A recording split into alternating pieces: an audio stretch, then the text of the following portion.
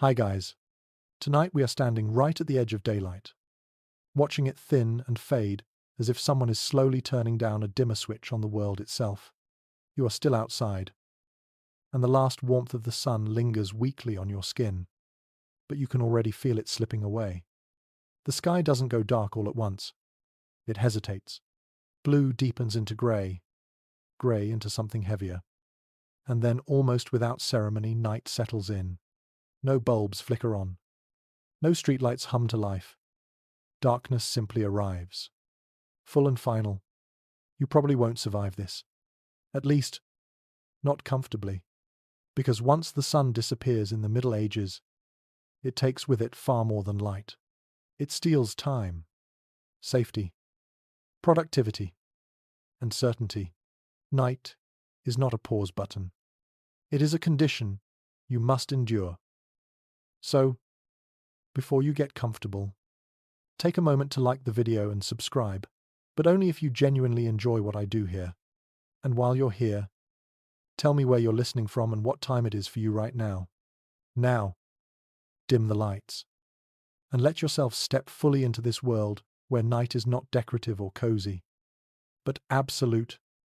You begin to understand quickly that medieval evenings are short by design. People move faster now. Footsteps pick up. Voices sharpen with urgency. Animals are herded closer. Doors are checked twice. This isn't panic, it's routine. A mainstream historical reality is that most medieval people structured their entire day around available daylight. Not clocks. Work stretched and shrank with the seasons. But nightfall was always non-negotiable. You feel it in your body before you fully register it in your mind. Sight weakens first. Colors flatten. Faces blur. Peripheral vision becomes unreliable. You realize how much modern life depends on light without ever asking permission. Here, light is a resource, not a guarantee. Somewhere nearby, a dog barks, then goes quiet. Chickens have already settled, their murmuring replaced by an odd stillness.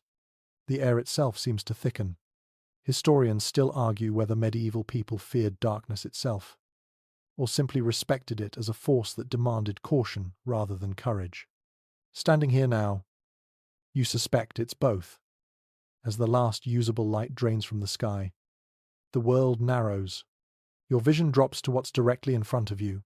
Your feet, the ground, the shape of a doorway. Beyond that is guesswork. The stars, when they appear, offer beauty but very little help. Moonlight, when you're lucky enough to have it, turns everything silver and deceptive, creating shadows that move when nothing else does. You head indoors. Because everyone does. Medieval nightlife is overwhelmingly indoor life. Houses are not built for comfort so much as survival. Thick walls, small openings, low ceilings. These choices weren't aesthetic. They were defensive against cold, against wind, against the darkness itself. A quirky but well-documented tidbit is that many medieval windows were intentionally narrow slits, not just for defense against attack, but to minimize heat loss and control smoke movement once fires were lit. Inside, the transition is jarring. Outdoors was dim. Indoors is something else entirely. Without fire, the interior is a pocket of near-total blackness. Your eyes strain, searching for edges, for shapes, for reassurance that the room still exists. You shuffle carefully, guided more by memory than sight. Then fire appears. A spark, a hiss, a low crackle. Suddenly the room exists again, but only partially. Fire does not illuminate evenly. It creates islands of visibility surrounded by shadow. Faces glow and then vanish as people shift. Walls flicker in and out of existence. The ceiling disappears altogether, swallowed by darkness and smoke. Fire becomes the anchor of the evening. It is light, warmth, protection, and risk compressed into one trembling source. This is another mainstream fact. Open hearths were central to medieval domestic life, especially at night. But what textbooks rarely convey is how mentally exhausting it is to rely on a single flame for so many needs at once.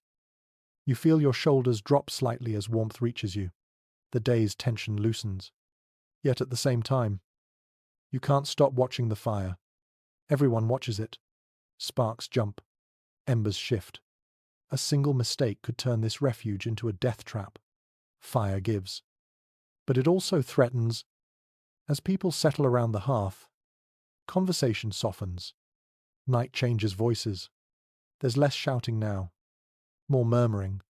Words are chosen carefully because they don't travel far in low light. Silence stretches longer between sentences. The rhythm slows. You notice something else too, the smell. Smoke clings to everything. Hair, clothes, skin. It seeps into bedding and wood and memory. This is not the clean scent of a modern fireplace.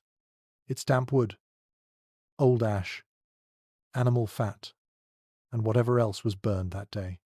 A fringe historical detail that often surprises people is that medieval households sometimes burned dried animal dung when wood was scarce, especially in treeless regions. The smell is unforgettable. Time behaves differently now, without artificial light. Evening is not something to fill endlessly. There are no distractions waiting to be turned on. You don't scroll. You don't binge.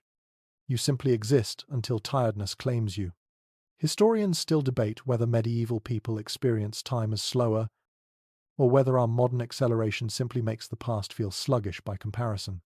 Sitting here, watching flames pulse and shrink, you feel time thicken, almost syrup-like. Outside, darkness presses against the walls. You are keenly aware of what you cannot see. Forest edges, empty roads, the possibility of strangers, or animals, or nothing at all. Sometimes the absence itself is the most unsettling part. You listen. Night sharpens hearing. Every creak of wood sounds intentional. Every gust of wind feels like a presence. Medieval night is loud in small ways. Mice. Rafters settling. A cough from across the room. Somewhere far off. A bell marks a prayer hour you don't quite understand yet. There's no clear boundary between evening and night. One slides into the other gently.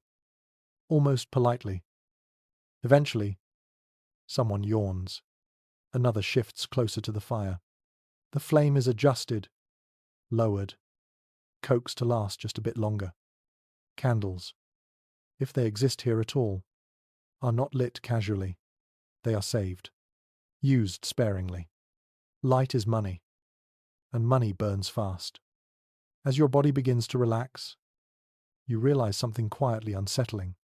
Once you lie down, once the fire dims, once the room goes dark again, there will be no escape from night until morning. No switch, no override, just darkness, patience, and whatever thoughts decide to surface when there is nothing left to look at. And so, without announcement, medieval night truly begins. Darkness deepens fully now, and with it comes a noticeable change in sound. During the day, noise spills freely. Tools strike wood and stone. Voices carry across fields. Animals announce themselves constantly. At night, all of that contracts. Sound no longer spreads outward. It sinks inward. You become aware not of what is loud, but of what is missing. The village exhales. That is the best way to describe it. Doors close. Shutters are pulled tight. The last conversations taper off into murmurs. What remains is not silence. Exactly. But a careful quiet. You hear wind moving through uneven roof thatch. You hear the distant cough of someone who did not quite beat the cold. You hear your own breathing more clearly than you would like. A well-established historical fact is that medieval communities actively discouraged noise after nightfall, not out of courtesy, but necessity. Sound attracted attention. Attention invited trouble.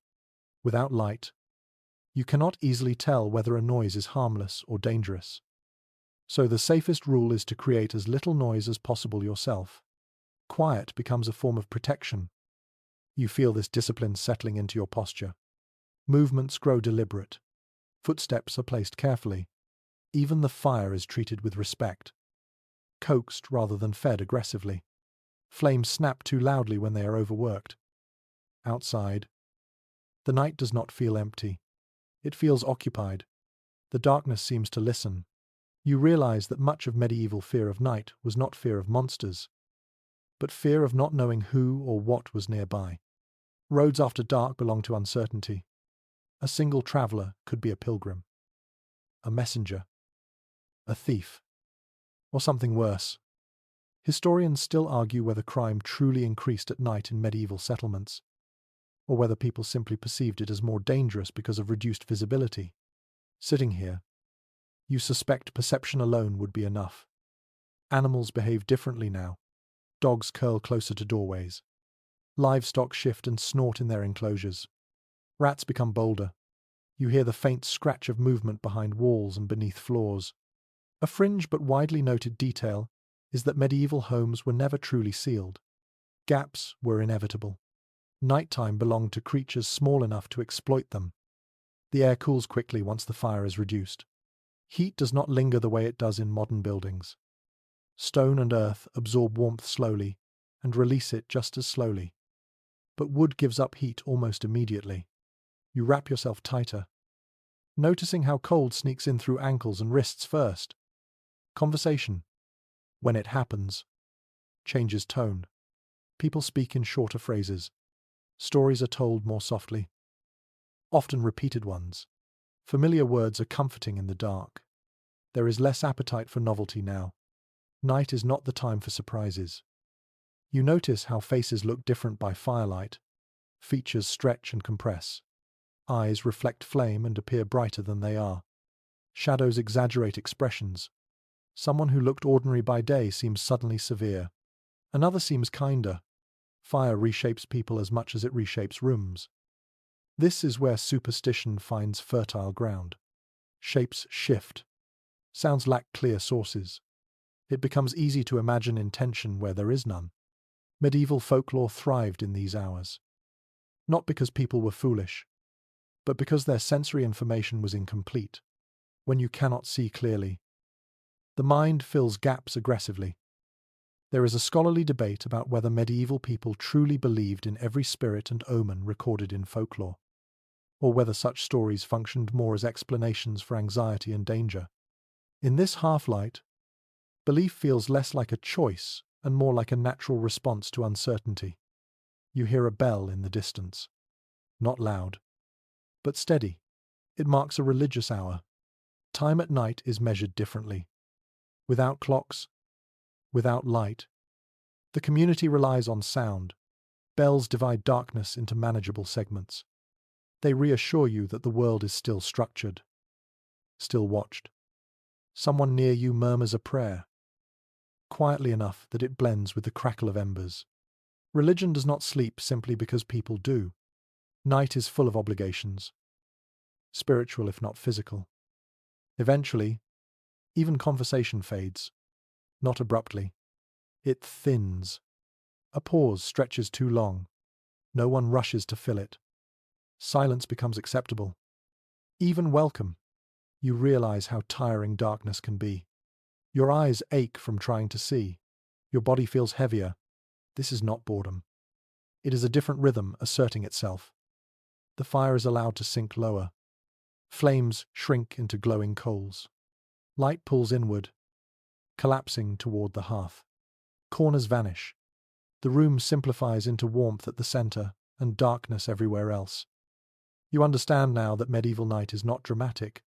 It does not roar or threaten openly. It presses gently but relentlessly. It asks you to slow down, to listen more than you speak, to accept that not everything can be seen or solved until morning. And so you remain still, wrapped in quiet, letting the darkness finish what sunset began. As the night settles deeper, you become aware of how deliberately these homes are shaped for darkness. Medieval houses do not fight the night. They accept it, accommodate it, and in many ways, cooperate with it.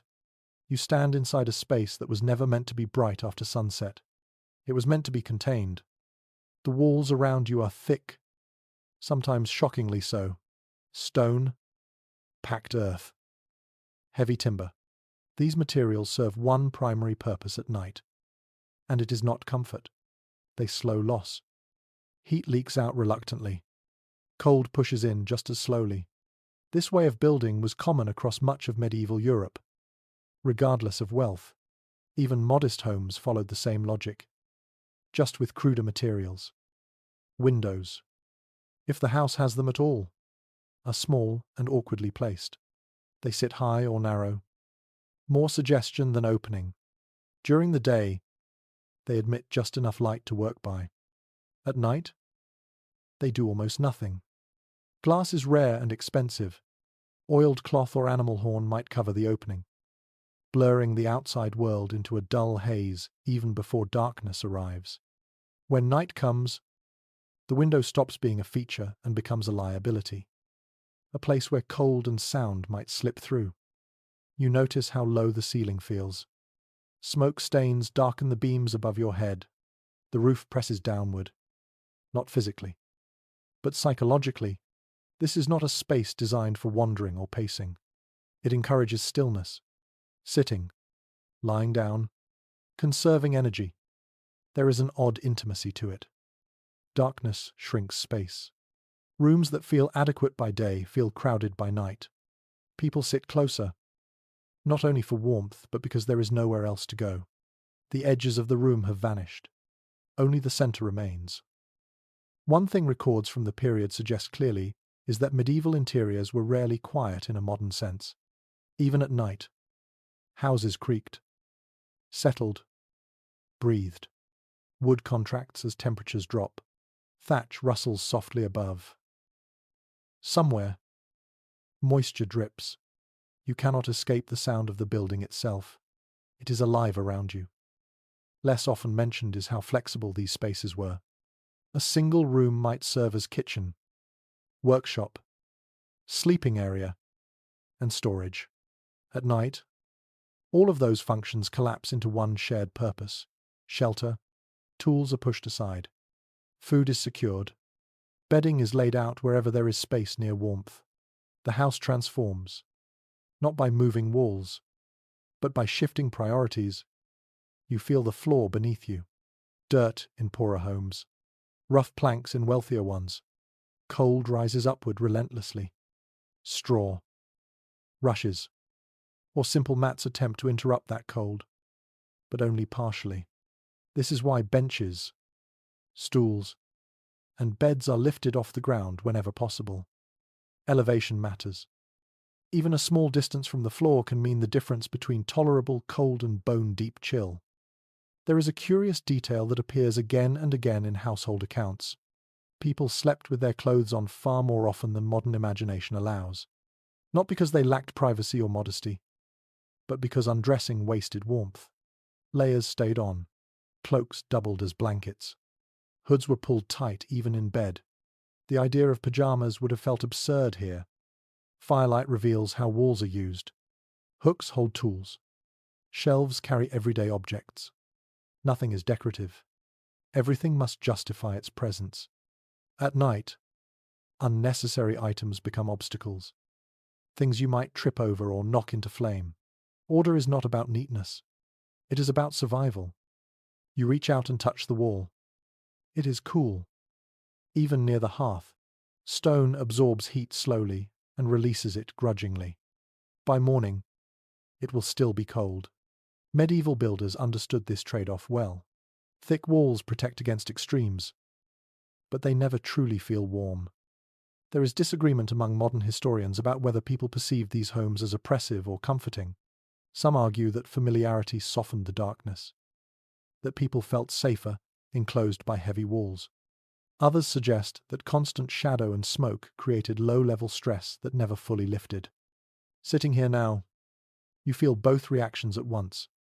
The house protects you from the outside, but it also traps you with your thoughts. Smell becomes more noticeable the longer you sit still. Smoke clings to every surface. Dampness rises from the floor. Animals, even if kept outside, leave traces behind. Food smells linger longer at night. unchallenged by fresh air. The house smells lived in, not cleaned. You become aware of how little separation exists between human life and the building itself. Walls are not barriers so much as membranes. You hear voices from nearby homes. Muffled, but recognizable. A cough. A baby stirring. Night binds the community together through shared vulnerability. The house creaks again. Louder this time. You freeze for a moment. Instinctively. Is it wind? Wood? Shifting something else? Without light. Certainty is delayed. You wait. The sound does not repeat. Your body relaxes slightly. This small cycle repeats many times each night. Tension. Pause. Release. You realize that medieval homes teach patience. They do not reward quick movement or impulsive action. Everything takes effort. Even standing requires thought. You memorize paths through the room so you can move without sight. You learn where the hearth ends and darkness begins. As the fire dims further, the room contracts again. Shadows claim more territory. Objects retreat into suggestion. The house feels less like a structure and more like a protective shell around fragile warmth. Here, in this darkness shaped by thick walls and low ceilings, you understand that medieval people did not conquer night. They negotiated with it, one enclosed space at a time. Fire becomes the quiet center of everything now. Not dramatically. Not with ceremony. But through simple necessity. As the room darkens and edges disappear, your attention is drawn again and again to the hearth. It is no longer just a feature of the house. It is the house. At least for the hours that matter. You sit close enough to feel its warmth on your shins. Too close and it stings. Too far, and the cold creeps back immediately. There is a narrow zone where comfort exists. And everyone learns to recognize it instinctively. Positions around the fire are adjusted constantly. A foot inches forward. A shoulder turns away. Heat is uneven and unpredictable. And you adapt without thinking. What is clear from surviving household records is that fire structured medieval evenings more than any written schedule ever could. When the fire was strong, people stayed awake. When it weakened, bodies began to surrender to sleep. Flame-controlled time. The fire itself is never left unattended. Someone always watches it, even if only half-consciously. Eyes drift toward it again and again. Embers are nudged. A log is repositioned. Sparks are discouraged. Fire gives life, but it also demands supervision. One careless moment could mean disaster, especially in homes packed tightly together. There is an odd intimacy in this shared vigilance. Everyone depends on the same flame. Children are warned away from it. Older hands tend it. Knowledge passes quietly. Learned through repetition rather than instruction. You do not need to be told how dangerous fire is. You can feel it. Smoke curls upward. Slow and persistent. It does not rise cleanly. It hesitates, spreads, then finds its way out through a hole in the roof or a crude chimney if one exists. Many homes do not have proper chimneys at all. Smoke simply fills the upper space of the room before escaping gradually. Eyes water. Throats itch. This discomfort is so normal that it barely registers. A lesser-known detail emerges from medical writings of the time. Chronic smoke exposure was so common that it shaped medieval health in subtle ways. Persistent coughs, irritated eyes, and shortened breath were accepted parts of life, not ailments to be solved. Night, with its longer hours by the fire, made these effects more noticeable. The firelight plays tricks.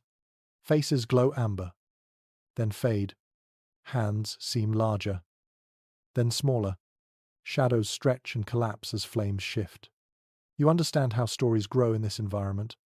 The fire animates everything. A still object appears to move. A moving object seems alive. There is disagreement among historians about how much storytelling actually happened around the hearth on ordinary nights. Some argue that evenings were filled with tales, songs, and shared memory. Others suggest fatigue limited conversation more often than imagination. Sitting here, you sense that both are true. depending on the night, the season, and the people present. Tonight feels quieter. The day has taken its toll. Words come slowly. Someone begins a familiar story, then abandons it halfway through. No one presses them to continue. Silence settles again, punctuated by the gentle pop of burning wood. Fire also dictates smell. Resin from logs, old ash, grease from cooking earlier in the day. These scents layer over one another and sink into fabric and hair. They are not unpleasant, just constant. Even sleep will not fully escape them. You notice how tools gather near the hearth at night. Pots are stacked closer. Water is kept within reach. Anything needed quickly is placed where light exists. The rest of the room becomes irrelevant. Darkness claims it entirely. There is a quiet calculation happening now. How long should the fire last? Too much fuel, and it burns wastefully. Too little, and the room will grow unbearable before morning. Fuel is precious.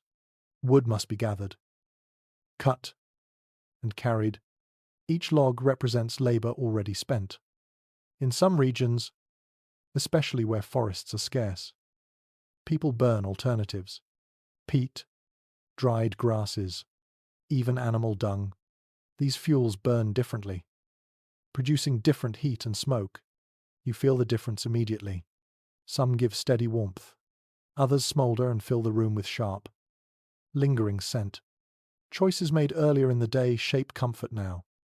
There is no single agreement among scholars about how warm medieval homes actually were at night. Some suggest they were surprisingly tolerable when managed carefully. Others argue that constant cold stress was unavoidable.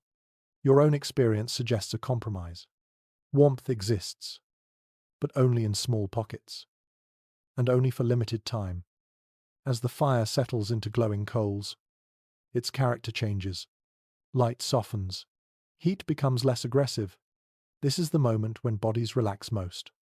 Muscles unclench. Breathing deepens. The fire no longer demands attention. It invites rest. Someone stirs the embers gently, just enough to keep them alive. Flames flicker briefly, then retreat again. This small act feels ceremonial, even though it is entirely practical. It marks the transition from evening into true night. The fire will not last until dawn. Everyone knows this. Its job is not to banish night, only to ease entry into it. Eventually, darkness will reclaim the room fully, and you will lie down with whatever warmth remains trapped in your clothes and blankets. For now, though, you sit close to the fading glow, letting it hold the night at bay just a little longer. Light becomes something you start to measure without meaning to, not in brightness, but in cost. As the fire fades and shadows reclaim the room, you become aware of how little illumination remains and how carefully it must be handled. This is where candles enter the story. Not as symbols of romance or calm, but as calculated decisions. Candles are not common objects here. They are valuable, slow to make, and often reserved for moments that truly require them. Wax candles, made from beeswax, are especially prized. They burn cleaner and brighter than tallow. But beeswax takes time, skill, and healthy hives. Only wealthier households or religious institutions can afford to use them regularly. Most people rely on tallow candles made from animal fat. These burn unevenly, smoke more, and carry a distinct smell that lingers long after the flame is gone. You watch as a candle is lit. Carefully, deliberately, the wick catches slowly. Light blooms, but only modestly. This single flame does not fill the room. It creates a small circle of visibility. Nothing more. Faces near it become clear. Everything else remains uncertain. It is well established that medieval households rationed candle use tightly. Candles were not lit simply because night had arrived. They were lit for specific tasks: mending, eating, saying prayers, moving safely through a space that would otherwise be dangerous. Once the task was done, the candle was extinguished without hesitation. You notice how differently people behave around candlelight compared to firelight. Candles feel fragile. They demand stillness. A sudden movement could knock one over. A careless sleeve could catch flame.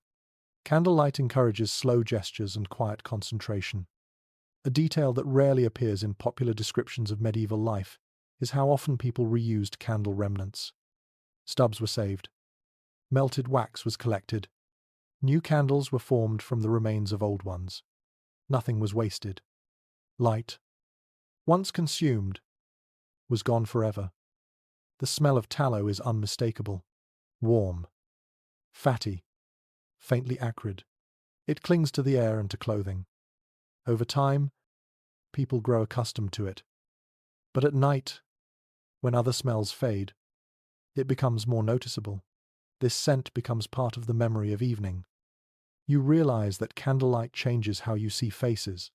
It is steadier than firelight, but dimmer. Shadows are sharper. Expressions feel more fixed. The room seems flatter, less alive. The fire danced. The candle observes. There is uncertainty among historians about how much reading actually took place at night in medieval homes. Some evidence suggests that literate individuals did read or write by candlelight. Other sources imply that eye strain and poor illumination made such activities rare. Sitting here now, you understand the difficulty. The flame wavers just enough to make sustained focus exhausting. Candles also shape social boundaries. Those who control access to light control activity. A household head decides when candles are lit and when they are put out. Children learn quickly that light is permission. When the candle goes dark, the day is over. In religious settings, candlelight takes on another role. It marks sacred time. It accompanies prayer. It signifies presence rather than utility. In homes, however, its meaning is simpler and more urgent. Light equals safety. Darkness equals risk. You notice how shadows pool behind furniture and along walls. Candlelight cannot reach corners. It reveals only what stands directly in its path. This partial vision heightens awareness of what remains unseen. You become careful where you step. You memorize the room again, this time by memory rather than sight. The flame shortens gradually as time passes. Wax drips slowly, forming hardened shapes at the base. Each drip feels like a reminder that light is being spent. No one mentions it, but everyone sees it.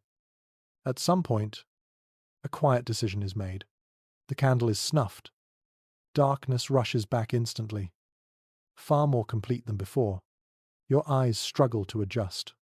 The room feels suddenly larger, emptier. There is debate among scholars about whether medieval people feared darkness more after using candlelight, or whether the contrast made them more comfortable with it. The moment the light vanishes, you feel a brief spike of unease. Then, just as quickly, your senses recalibrate. Darkness resumes its familiar weight. Without candle or flame, night asserts itself fully. You hear more, feel more, smell more. Light, for all its value, dulls certain senses. Its absence sharpens them. You lie back, aware that candles will not return tonight unless something demands them. Firelight is gone. Candlelight is gone. What remains is night in its purest form, and you accept it because there is no alternative. The loss of light brings urgency, and you feel it settle into your muscles the moment evening tips toward full darkness. Tasks that felt optional an hour ago now feel critical. There is a quiet scramble, not frantic, but focused. Night is coming, and certain things must be finished before it fully claims the space. You move with purpose. Hands work faster. Conversations shorten. Everyone knows what still needs doing because these routines have been repeated hundreds of times before. Food must be secured. Tools put away. Animals checked. Water drawn if it has not already been done. Darkness punishes forgetfulness. It is clear from household manuals and legal records that medieval evenings were structured around this final push of activity. The last light of day was precious, and it was never wasted casually. People learned to judge how much could realistically be accomplished before sight failed them. Experience taught restraint. You notice how memory replaces vision. You reach for objects without looking. guided by habit. The knife is always here, the bowl always there. This reliance on memory becomes second nature. Homes are organized for darkness as much as for daylight. One detail often overlooked is how communal this rush can be. In smaller households, everyone participates. Children carry kindling. Older hands check doors. In larger homes, tasks are divided more formally. But the shared awareness remains. Nightfall is a collective deadline. There is also a sense of calculation. Some chores are abandoned deliberately. Mending can wait. Cleaning can wait.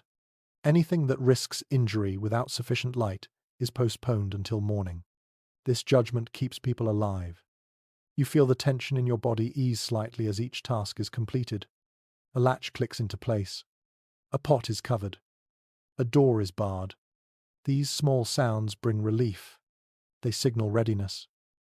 There is an open question among historians about how stressful this daily transition truly felt. Some argue that it created constant low-level anxiety. Others suggest that routine transformed urgency into comfort. Standing here now, you sense that repetition has softened the edge. The rush exists, but it is familiar. Outside, darkness deepens rapidly. Colors drain away completely. What remains is shape and movement, both unreliable. You resist the urge to look too long into it. Night beyond the threshold feels vast. Inside, the final adjustments continue. Bedding is arranged near the warmest part of the room. Extra layers are set aside within reach. Footwear is placed carefully, so it can be found again in the morning. These details matter more now than they did in daylight. A curious habit appears in many accounts. People often ate their final meal earlier than modern expectations would suggest, precisely to avoid handling knives and hot food in poor light. When evening meals did happen late, they were simple, requiring minimal preparation. Smell shifts again as activity increases briefly. Food, straw, damp wool, everything mingles. These scents will linger through the night, trapped by closed doors and still air. You sense the rhythm slowing again. The rush cannot last. Energy is finite, especially after a full day of labor. As tasks conclude, bodies settle, shoulders drop, breathing evens out. The fire is adjusted one last time, not to brighten the room, but to ensure it will not flare unexpectedly. Safety takes precedence over comfort. Someone spreads embers thinly. Someone else checks that sparks cannot escape. You notice how people avoid moving unnecessarily now. Every step carries risk. A stumble, a misplaced hand. Injury at night is far more dangerous than injury by day. Help is slower. Visibility is limited. Pain feels sharper when you cannot see its source. There is a lingering awareness of unfinished things. Something might have been forgotten. A tool left out. A door not fully secured. But second-guessing wastes energy. Once darkness fully settles, the day is considered done. There is disagreement among scholars about how often people broke these rules, choosing to work late despite the risks. Some evidence suggests necessity sometimes forced it. Other sources emphasize strong cultural norms against nighttime labor. Your own instincts lean toward caution. Darkness feels like a boundary, not an invitation. As the final traces of activity fade, the house enters a different state. It feels less like a workplace and more like a refuge. The noise level drops. Movements become rare. Night has been acknowledged. You lie down, aware that the day has ended not with ceremony, but with acceptance. There is comfort in that. Tomorrow will bring light again. For now, rest is the priority. And so the rush gives way to stillness, and the night settles fully into place. With work finished and movement slowed, your attention turns inward. Darkness has a way of doing that. When there is little to see and even less to do, the mind fills the space on its own. Night in the Middle Ages is not just a physical condition, it is a mental one. You sit still, listening. Every small sound feels amplified now that there are fewer distractions. A board creaks. Something shifts outside. Wind presses against the walls and then pulls away again.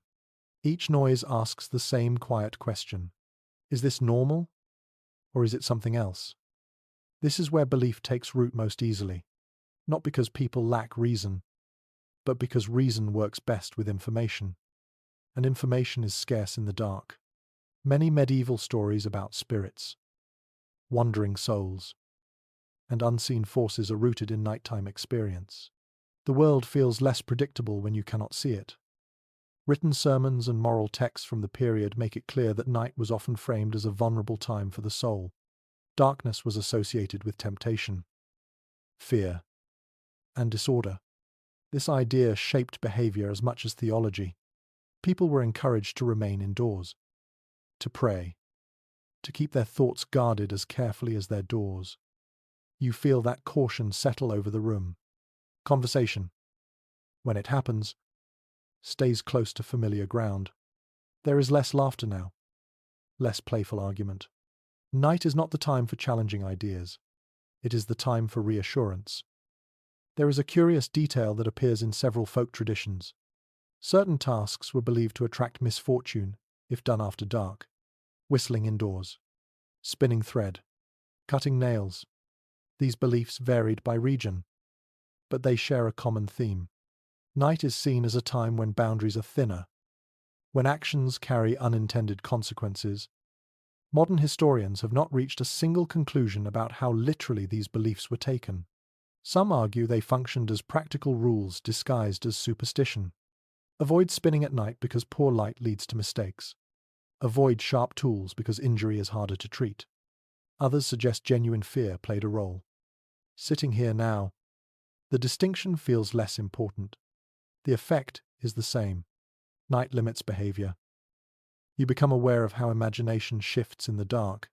Thoughts drift more easily toward memory and worry. The face of someone lost, a debt unpaid, a sickness not yet healed. Darkness gives these thoughts room to grow. Religious practice offers structure against this drift. Quiet prayers are spoken, sometimes aloud, sometimes silently. Familiar words steady the mind. Bells heard earlier remind you that others are awake too. Praying in different houses, different rooms. This shared ritual makes the night feel less lonely.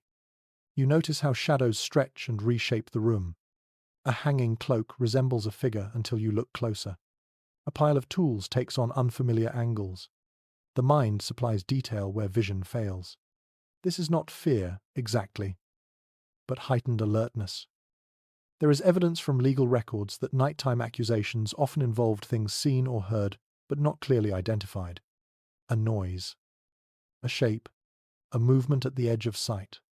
Night blurs certainty, and blurred certainty invites suspicion. You shift your position slightly, seeking comfort. The act feels deliberate, almost cautious. Even rest requires awareness. You do not stretch fully. You do not move suddenly. The body learns restraint.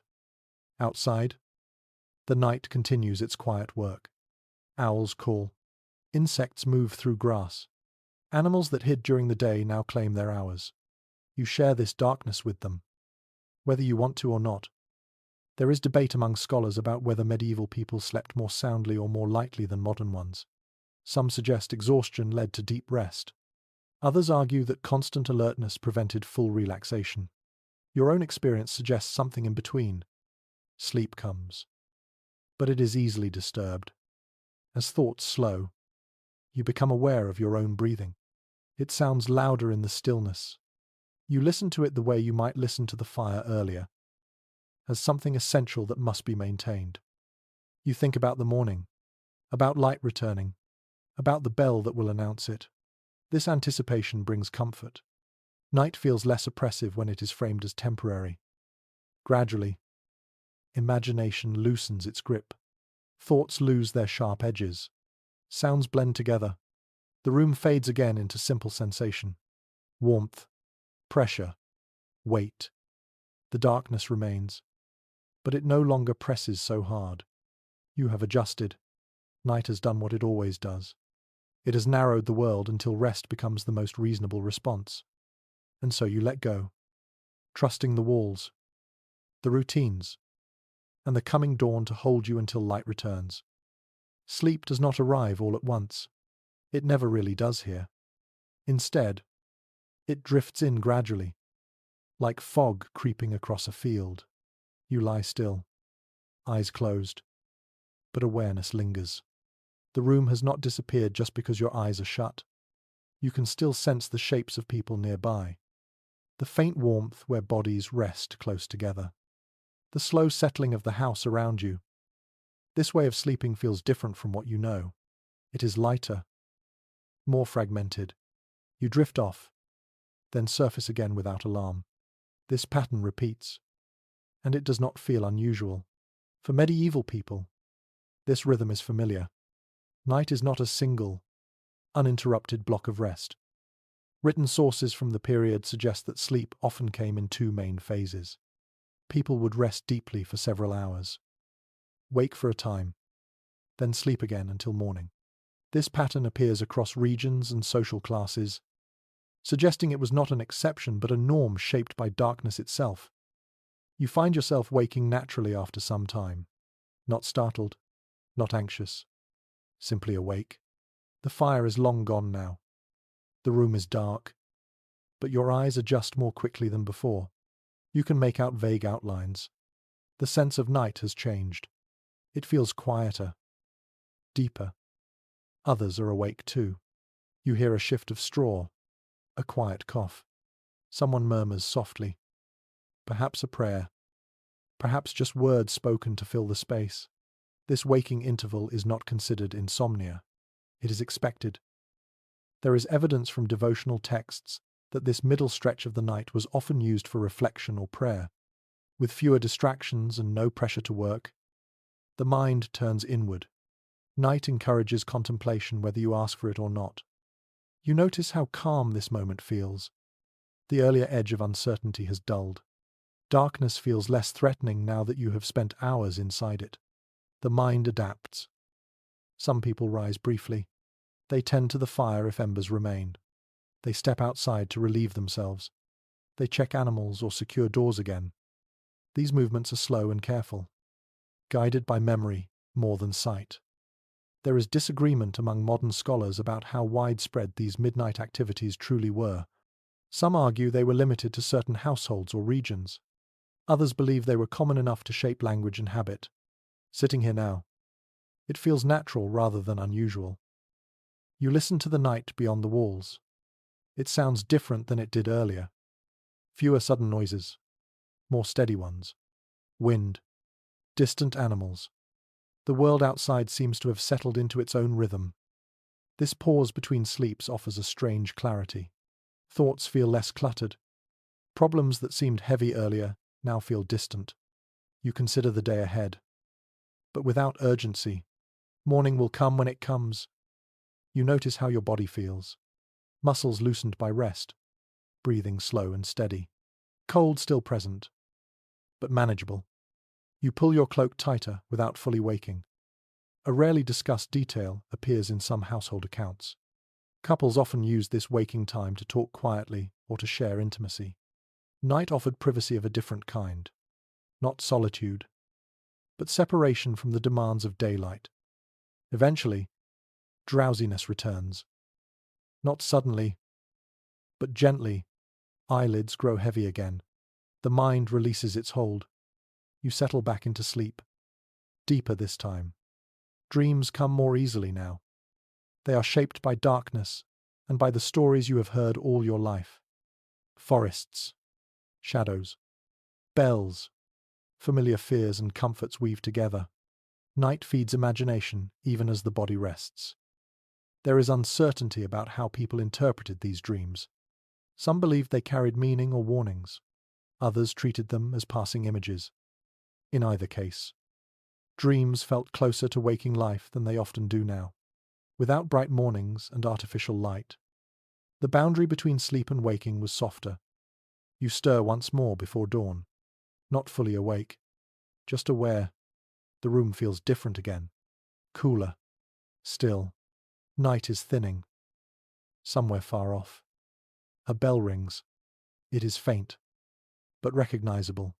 This sound does not announce light yet, but it promises it. The night is loosening its grip. You rest in that knowledge. Darkness has not defeated you. It has simply shared itself with you, hour by hour, breath by breath. Soon, morning will arrive, not abruptly, not dramatically, but steadily, as it always does. And you drift, waiting for it. Cold makes itself known long before dawn. It does not rush in or announce itself loudly. It creeps. You feel it first at the edges of your body, where warmth escapes most easily. Fingers, toes, the tip of your nose. Even in sleep, the body notices these changes and responds without waking fully. The room feels different now. The air is heavier, denser, as if it has settled during the long hours of darkness. Whatever heat the fire once offered has long since been absorbed by walls and floor, leaving behind only memory. Stone and earth give nothing back willingly. You shift slightly, instinctively drawing your limbs closer to your center. This movement happens without thought. Medieval knights teach the body efficiency. Every unnecessary motion wastes heat. Curling inward becomes second nature. It is clear from surviving accounts that nighttime cold was one of the most persistent challenges of everyday life. Even in regions with milder climates, temperatures dropped sharply after sunset. Without insulation in the modern sense, people relied on layering, shared warmth, and sheer endurance. You feel the bedding beneath you. Straw, wool, rough fabric that scratches slightly but traps air. Blankets are heavy, not soft. Their weight is intentional. It presses warmth inward and limits movement. Comfort here is functional rather than indulgent. A detail that surprises many people appears repeatedly in estate inventories. Multiple people often shared a single bed, not only couples or families, but servants, apprentices, even travelers. Privacy mattered less than survival. Bodies close together created heat more reliably than any blanket. You are aware of others near you. The sound of breathing, a quiet shift, a sigh. These signals are reassuring. Warmth is shared, but so is vulnerability. No one sleeps entirely alone unless they must. There is disagreement among historians about how well medieval people adapted physiologically to cold. Some suggest that constant exposure hardened the body over time. Others argue that chronic cold stress took a heavy toll on health. Lying here now, you feel both possibilities. The body adapts, but it never fully forgets discomfort. Your breath fogs faintly in the air when you exhale deeply. This is not unusual. Many accounts describe visible breath indoors during winter nights. The house shelters you from wind and snow, but it cannot defeat temperature entirely. You pull your cloak tighter, tucking it beneath your chin. Clothing is not removed for sleep unless absolutely necessary. Every layer counts. Shoes may stay on. Hats are pulled low. The idea of undressing before bed would feel wasteful here. Cold sharpens certain sensations while dulling others. You feel pressure and weight clearly. Texture matters more than temperature. Rough wool, smooth wood, the faint prick of straw through fabric. These sensations ground you in the present. Outside, the night continues to cool. Frost may be forming. Dew settles and freezes quietly. By morning, the ground will be stiff and unyielding. The body senses this change even without seeing it. There is a curious note in some monastic writings about cold being spiritually useful. Discomfort kept the mind alert, prevented indulgence, encouraged humility. Whether or not this belief was widespread, it reflects a broader acceptance. Cold was not an enemy to be conquered, only a condition to be managed. You find a position that balances warmth and circulation. Too tight and limbs ache, too loose and heat escapes. This balance is learned slowly, night after night. Sleep comes and goes lightly now. Cold interrupts deeper rest, pulling you briefly toward awareness before releasing you again. This pattern feels familiar. It does not cause panic. It simply is. Some people wake fully and add another layer. Others press closer to those beside them. These adjustments happen quietly, with minimal disruption. Everyone understands the need. There is no single agreement among scholars about how much sleep medieval people actually lost to cold. Some nights were harsher than others. Seasons mattered. Weather mattered. Resources mattered. You suspect that sleep was less about duration and more about persistence. Rest came in fragments. But it came. You listened to the sounds of the house responding to temperature. Wood contracts with a sharp creak. Thatched roofs rustle faintly. These noises are familiar enough not to alarm you. They are part of the house settling into night. Your thoughts slow again. Cold narrows focus. It discourages wandering imagination. The mind turns practical. Then quiet. Staying warm becomes the only goal worth considering.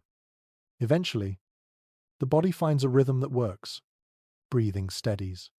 Muscles relax as much as they can. The cold remains, but it no longer dominates attention. Somewhere in the distance, a rooster stirs prematurely. Confused by the long dark, it quiets again. Dawn is not yet ready.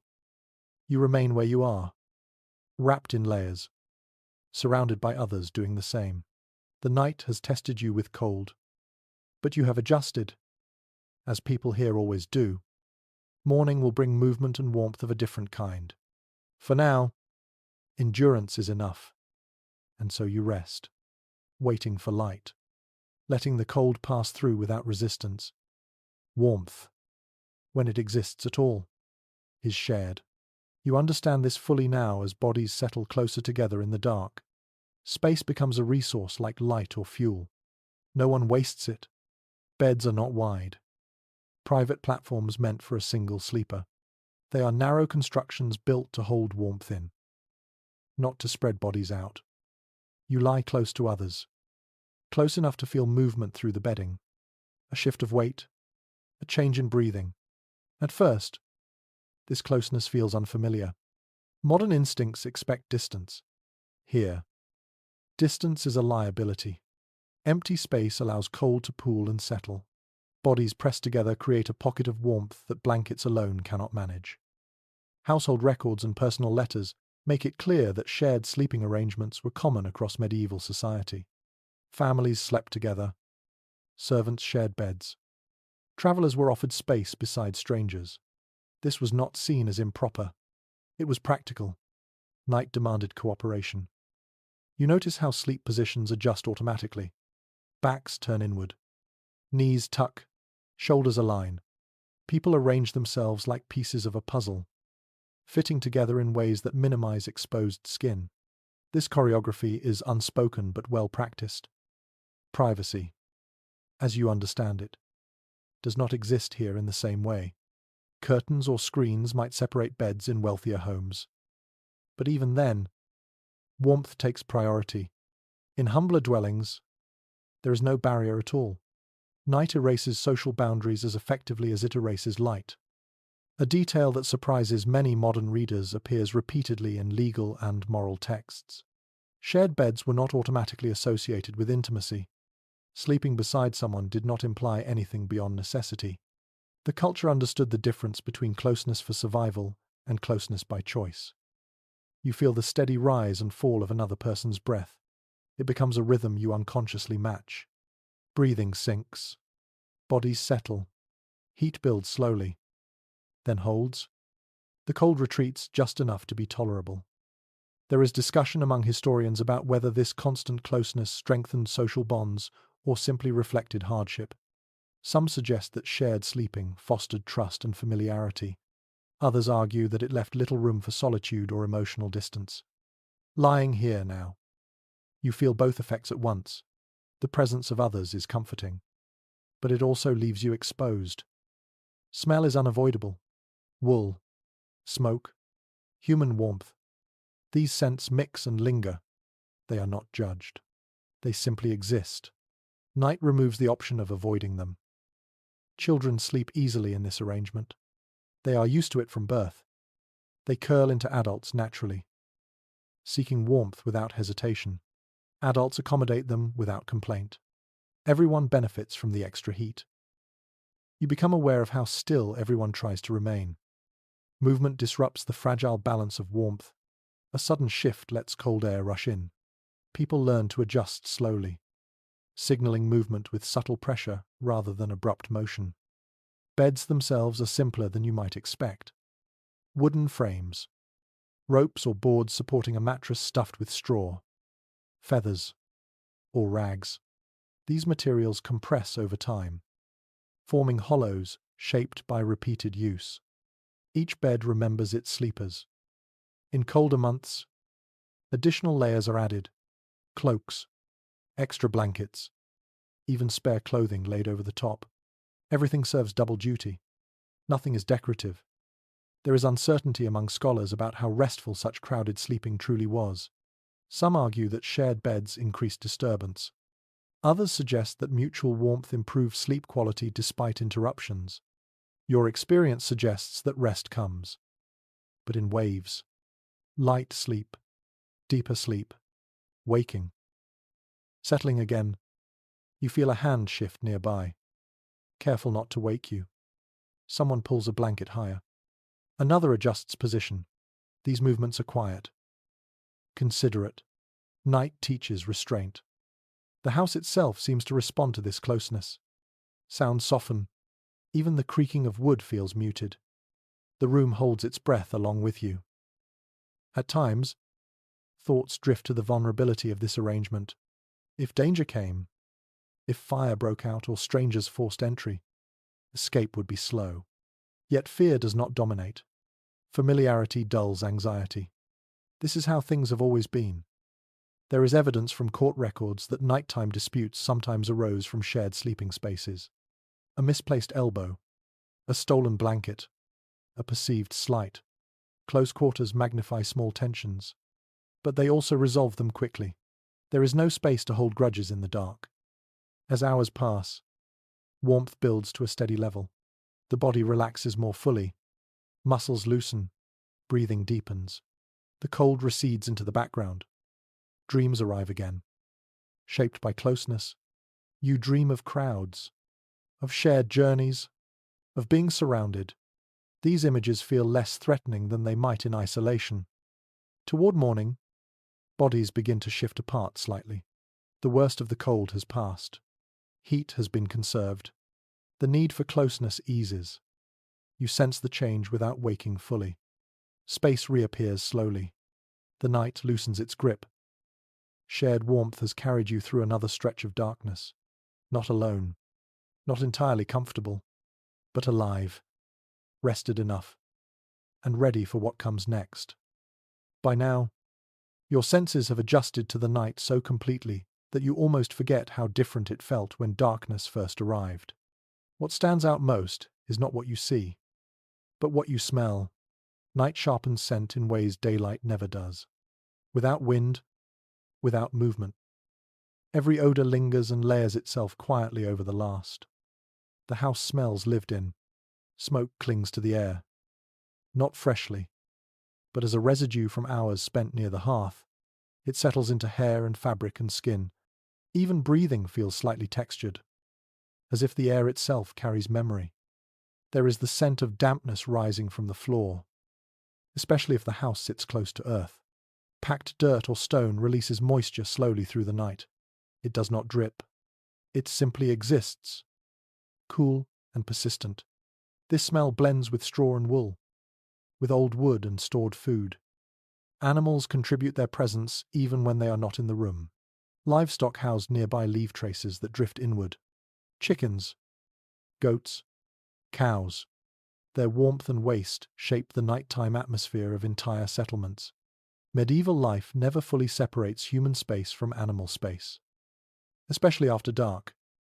You notice how quickly you stop reacting to these smells. They become background rather than intrusion.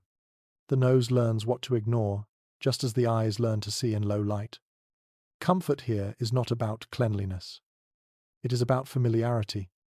Sound behaves similarly. Earlier, every noise felt significant.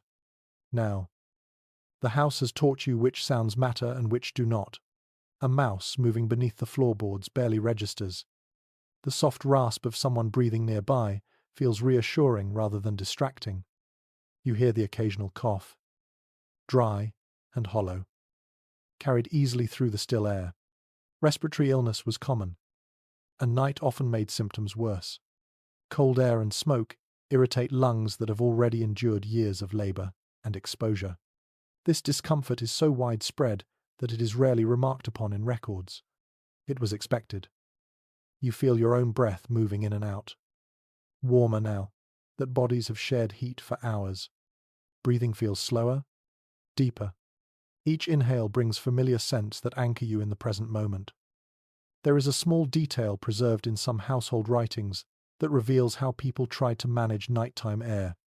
Bundles of herbs were sometimes hung near sleeping areas, not strong enough to mask smoke or dampness, but enough to add a recognizable note.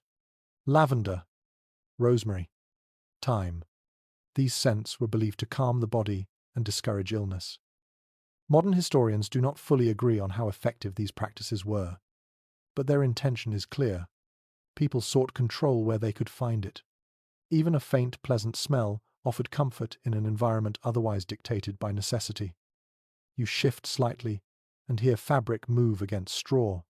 The sound is soft, almost soothing. Textures speak at night. Wool brushes against skin. Wood presses into bone. Nothing is padded or cushioned in the modern sense. But the body adapts. There is an awareness of breath beyond your own. Others breathe differently. Some shallow, some heavy. These rhythms overlap and separate like waves. The room feels alive with quiet motion. Occasionally, a deeper sound cuts through. A log shifting in the wall. A gust of wind forcing its way through thatch. These sounds remind you that the house is not sealed. It negotiates constantly with the outside world. You notice how smell and sound replace vision almost entirely now. Your eyes remain closed. But you feel no urge to open them. There is nothing to gain. Darkness has equalized everything. Thoughts slow further. The mind stops cataloguing sensation and begins to drift. Smells blur together. Sounds fade into a steady hum. There is discussion among scholars about whether medieval people experienced nights as longer than we do now. Without clocks, without artificial light. Time stretched differently. Sitting here, wrapped in scent and sound, you feel that stretch. Night does not rush. It expands gently. You become aware of how the body relaxes when it stops expecting interruption. No alarms. No sudden light. Morning will arrive gradually, announced by sound and subtle change rather than shock. The smells around you are no longer distinct. They merge into something singular. Home. Shelter. Safety. Imperfect, but sufficient. A faint chill moves through the room again as the hours pass. Cold returns in cycles, reminding you that nothing here is permanent. Even warmth borrowed from others must be renewed. You breathe in slowly, then out. The air carries everything that happened today. Work, fire, food, people. Night holds it all together. Eventually, even this awareness softens. Sensation fades into background. The room recedes. The body rests more fully. Smell and sound have done their work. They have replaced sight, guiding you gently toward deeper sleep. And so you drift again, wrapped not in silence, but in the quiet presence of a world that never truly stops breathing. Time loses its sharp edges in the dark. You no longer experience it as minutes or hours, but as sensations that rise and fall, without clocks, without glowing faces or ticking hands. Night becomes something you feel rather than measure. Your body takes over the job of keeping track. You sense when rest has been long enough, when it has not, when cold nudges you awake, when warmth lets you sink deeper. These signals replace any need for numbers. Medieval life relies on this internal timing more than any external device. During the day, bells structured time for entire communities. At night, they still matter, but differently. A distant bell might mark a prayer hour, carried softly across fields and rooftops. It does not demand action from you. It reassures you that the world beyond these walls still exists. still moves forward even while you rest. You listen for these sounds without fully waking. The bell fades quickly, swallowed by distance and dark. Its echo lingers longer in the mind than in the air. Inside the house, there are no clear markers of passing time. The fire is gone. Candles are out. Shadows are meaningless. What remains is the slow rhythm of breathing, shared among sleepers. That rhythm becomes the clock. You notice how hunger feels different at night. It does not arrive sharply. It murmurs. Evening meals were eaten earlier, intentionally, to avoid cooking in poor light. By now, hunger is a distant sensation, dulled by sleep and cold. It can wait until morning.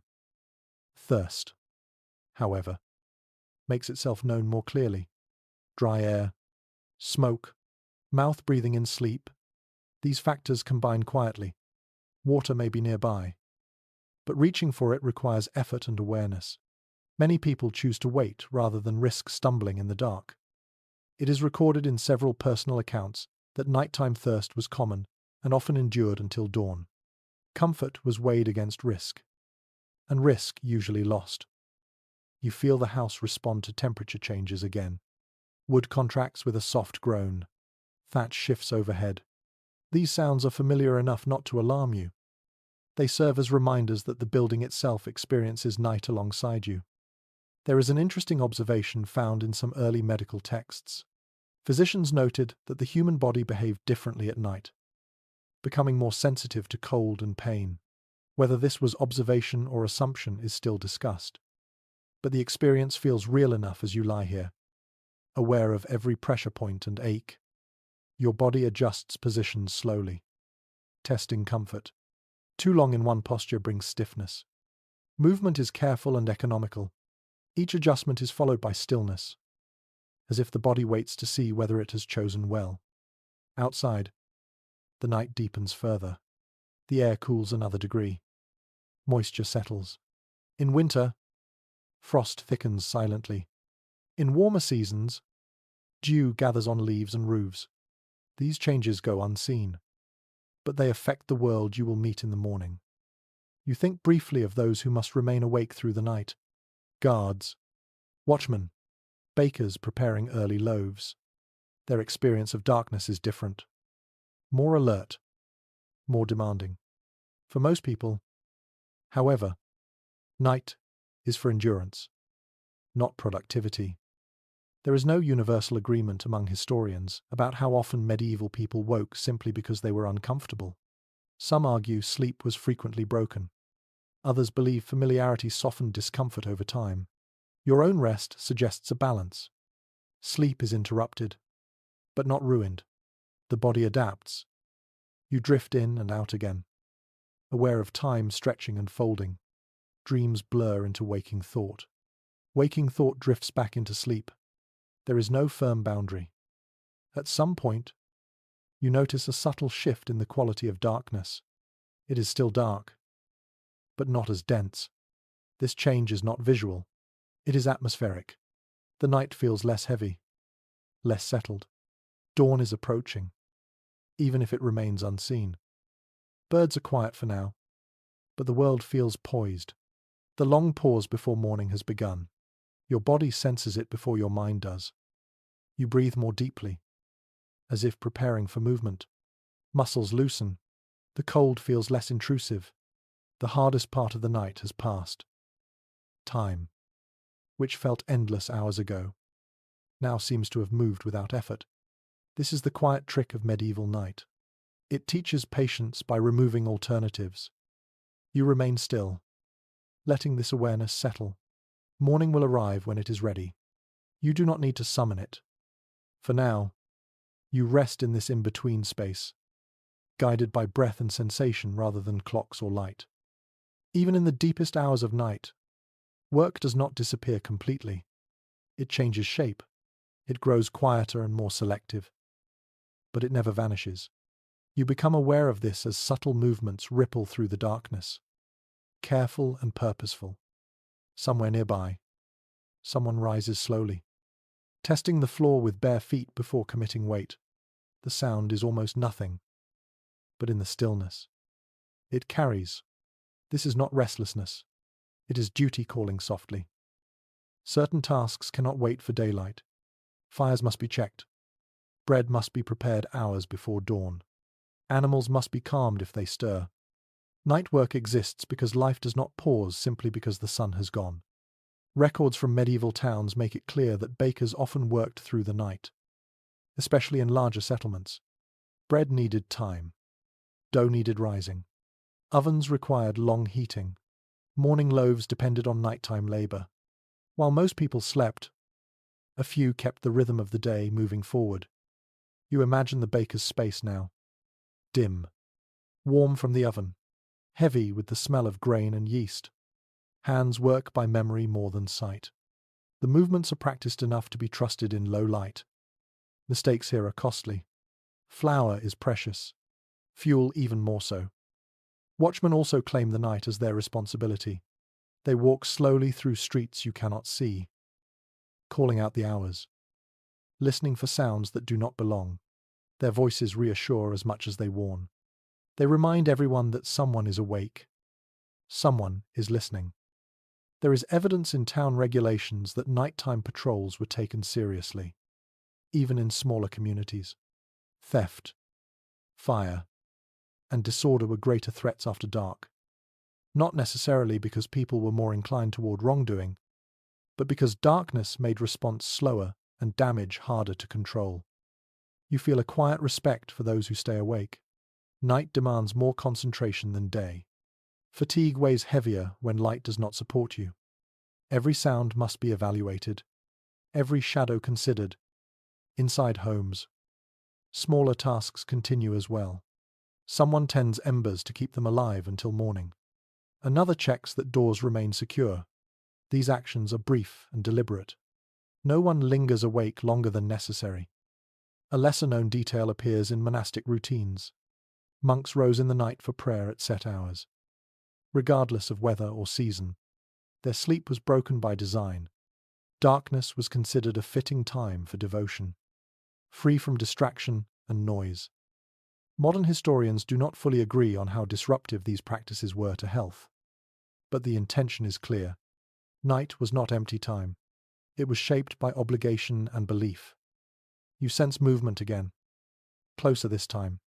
A figure passes quietly, adjusting a blanket, checking a child's breathing. Care does not sleep simply because bodies do. There is a different quality to work done at night. It feels more intimate, less performative. Actions are taken for necessity alone.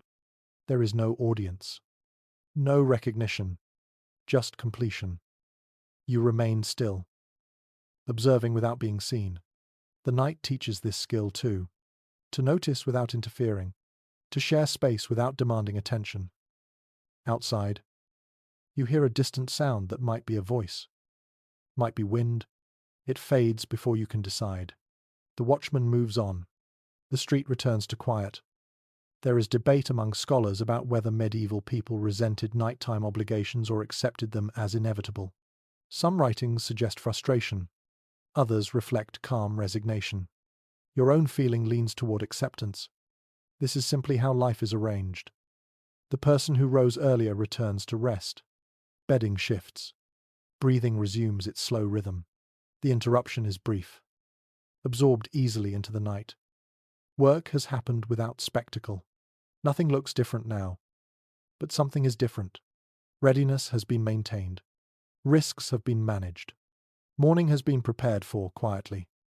You feel sleep return more firmly after these small disturbances. The body understands that vigilance has been handled by others. Responsibility has been shared. Darkness remains, but it no longer feels inactive. It feels held together by unseen effort. This knowledge brings a subtle comfort. You settle deeper into rest, aware that even while you sleep, life continues its careful movement through the night. Fire never stops being a concern, even when it is nearly gone. In fact, it may be more worrying then than at any other time. You lie there, aware that the greatest danger in the night does not come from the dark itself, but from what the dark can hide until it is too late. Earlier, fire was comfort. It was warmth, light, reassurance. Now it is risk lingering quietly in the background. A glowing ember can live far longer than expected. A spark can travel without sound. A poorly placed coal can smoulder unnoticed until wood begins to burn from the inside out. This awareness never fully leaves medieval life. Town records, household rules, and local laws all reflect an intense concern with nighttime fires. Entire streets could vanish before dawn if a single hearth was mismanaged. Once darkness fell, the ability to respond quickly dropped sharply. You feel that tension in the way the fire was treated earlier. Logs spread thin, embers checked carefully, ashes smoothed and contained. These actions were not habits. They were safeguards learned through loss. It is known from legal records that many medieval towns enforced curfews not only to reduce crime, but to reduce fire risk. Fewer people moving meant fewer open flames. Less distraction meant better vigilance. Night was dangerous enough without adding carelessness. You imagine the narrow streets outside, wooden buildings pressed close together, thatch roofs dry and eager to burn. A single flame could leap from house to house faster than anyone could run. Darkness would only speed the destruction by slowing response. Inside the house, the threat feels closer and more personal. Bedding lies near where the fire once burned. Clothing hangs nearby. Everything you own is flammable. You understand now why people slept lightly. Not just because of cold or noise, but because part of the mind never fully rests while fire exists. There is a detail preserved in some household instructions that reveals how constant this concern was. Families were advised to keep water within reach at night, even when fires were low. Buckets, jugs, anything that could slow a spark long enough for help to arrive. Modern historians continue to discuss how common nighttime fires truly were. Some argue that they were relatively rare given the care people took. Others point to the frequency of fire-related laws as evidence of constant threat. Lying here now, the laws feel justified. Fire demands respect every hour it exists. You listen more carefully now, attuned to subtle sounds, a crackle where there should be none, a shift of heat, the faint smell of smoke that feels different from before. The nose learns to distinguish danger from familiarity. The body remembers stories. Someone you knew who lost a home, a street rebuilt after a blaze. These memories shape behavior more powerfully than instruction. Night magnifies them. Even after embers fade completely, concern does not disappear. Residual heat remains. Ash can hide sparks. The hearth itself stays warm long after flame is gone. People learn to treat it like a living thing that only truly sleeps when morning arrives. You notice how this vigilance coexists with exhaustion. Bodies are tired. Minds want rest. The balance between caution and surrender is delicate. Too much vigilance prevents sleep. Too little invites disaster.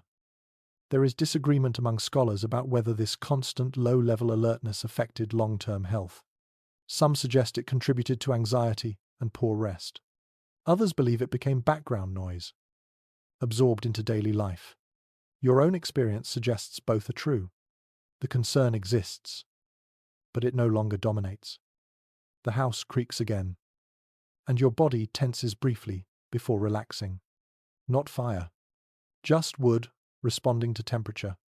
The distinction matters. You learn it over time. Outside, night continues indifferent to human worry. Wind shifts. Air cools. Fire is a human problem. Created and controlled, but never fully mastered. In wealthier homes, additional precautions exist. Stone hearths raised from the floor. Chimneys that carry smoke upward more reliably. Servants assigned to check fires during the night. Even so, risk remains. No structure is immune. In humbler homes, caution replaces infrastructure. Attention replaces technology.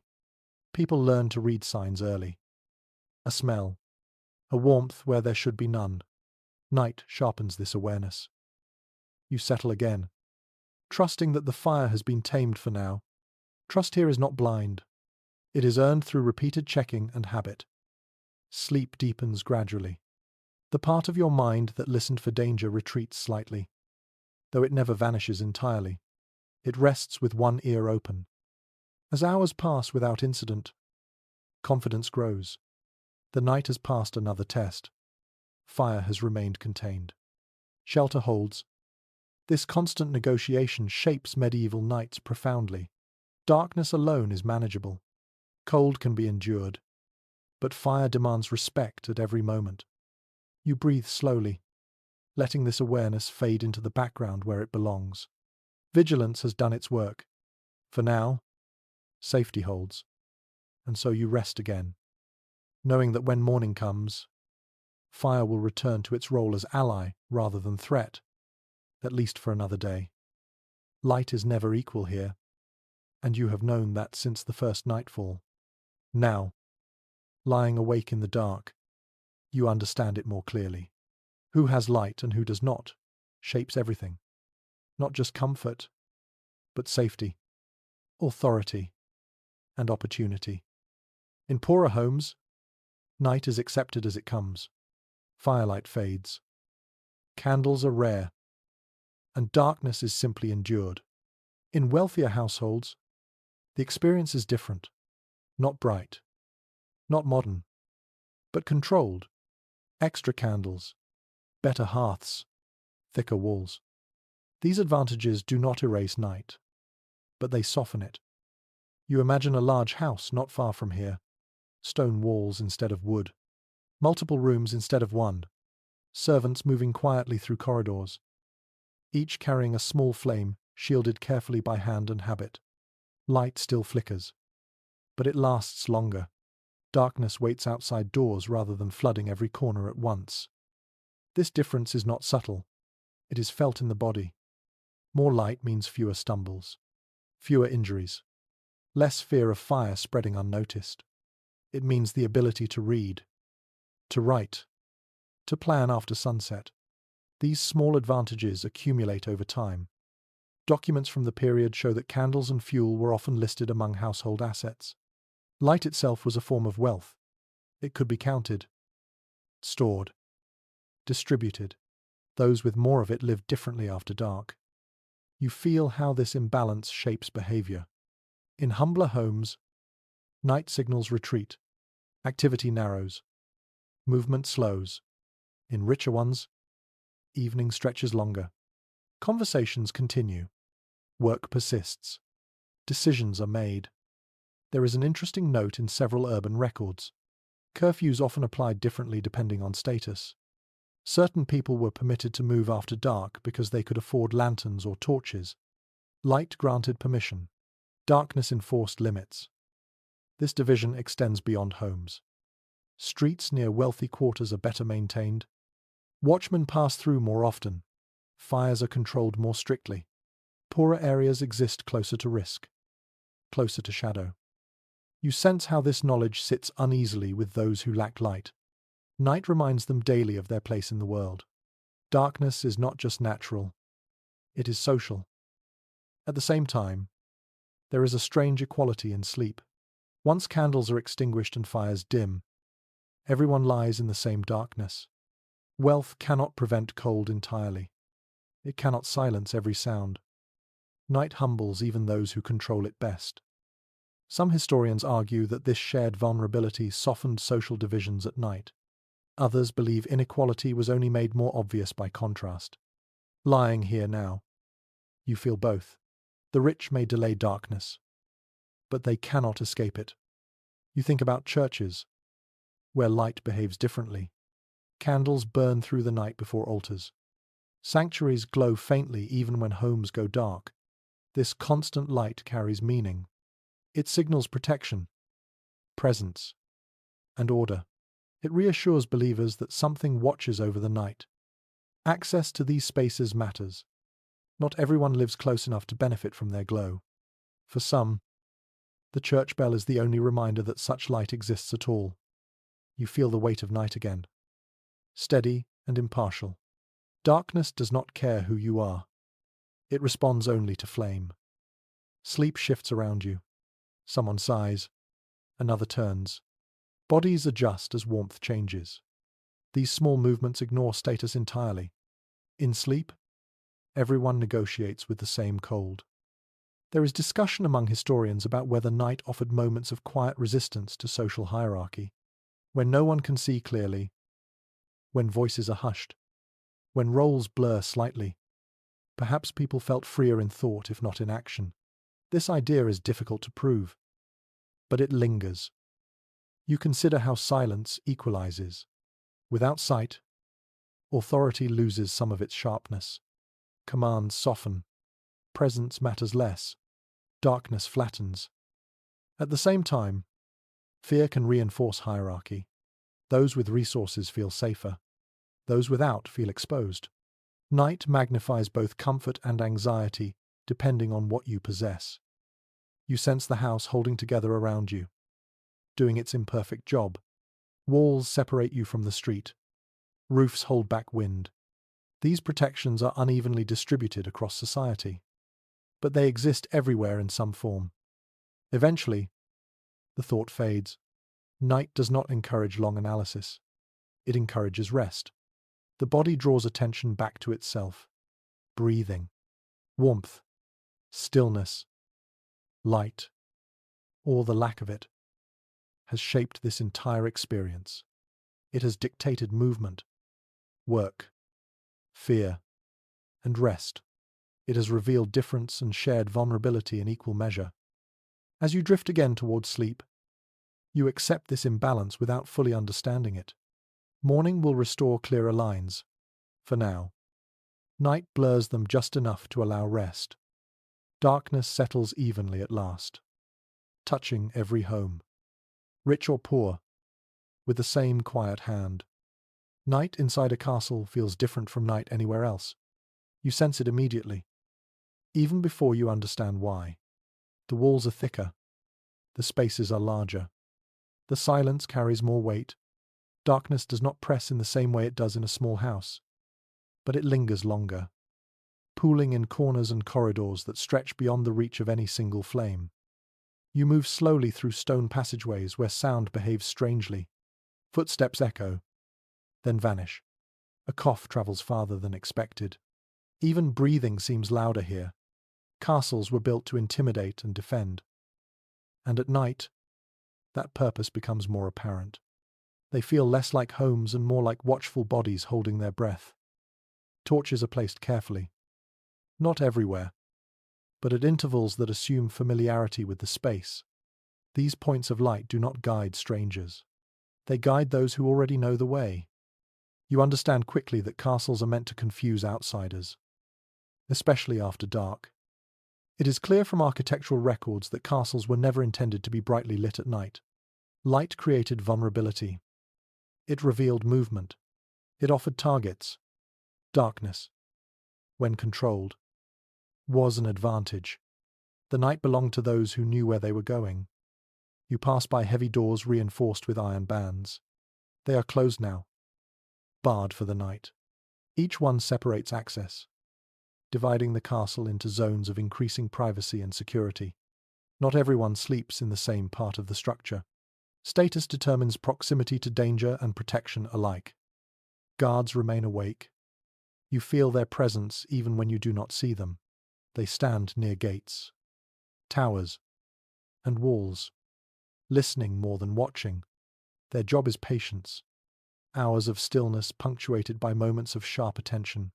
Night demands endurance from them in ways day never does. There is evidence in military manuals that nighttime vigilance was considered more difficult and more honorable than daytime duty.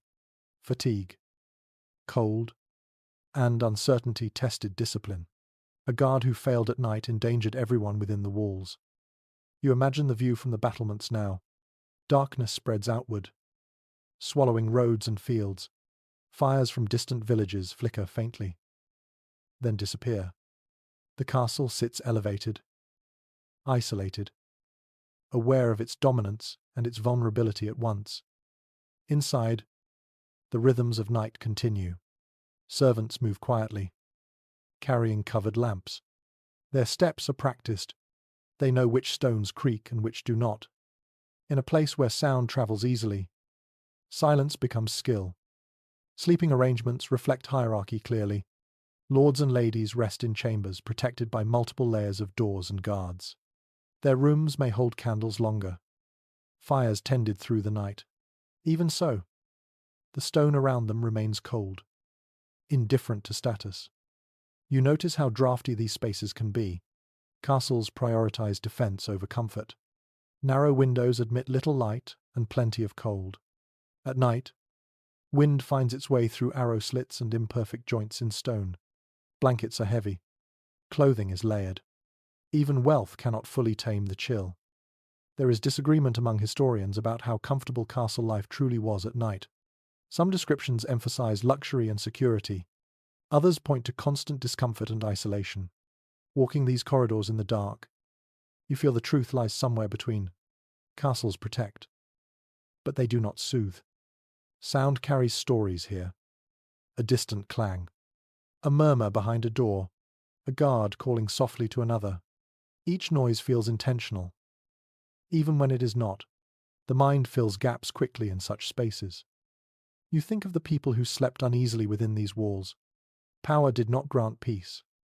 In fact, it often invited anxiety. Threats were real. Enemies existed. Night amplified every possibility. Candles are extinguished carefully. No one wants to advertise wakefulness unnecessarily. Fires are reduced to embers. The castle dims, but never fully sleeps. Awareness remains layered and distributed, held by many rather than one. There is a curious note in some chronicles describing how lords paced their chambers at night. Unable to rest. Worry travelled with power. Decisions made in daylight echoed loudly after dark.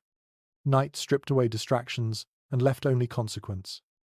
You feel how the castle holds memory. Stone remembers footsteps. Walls have heard secrets. Darkness brings these impressions closer to the surface. It feels as though the structure itself is listening.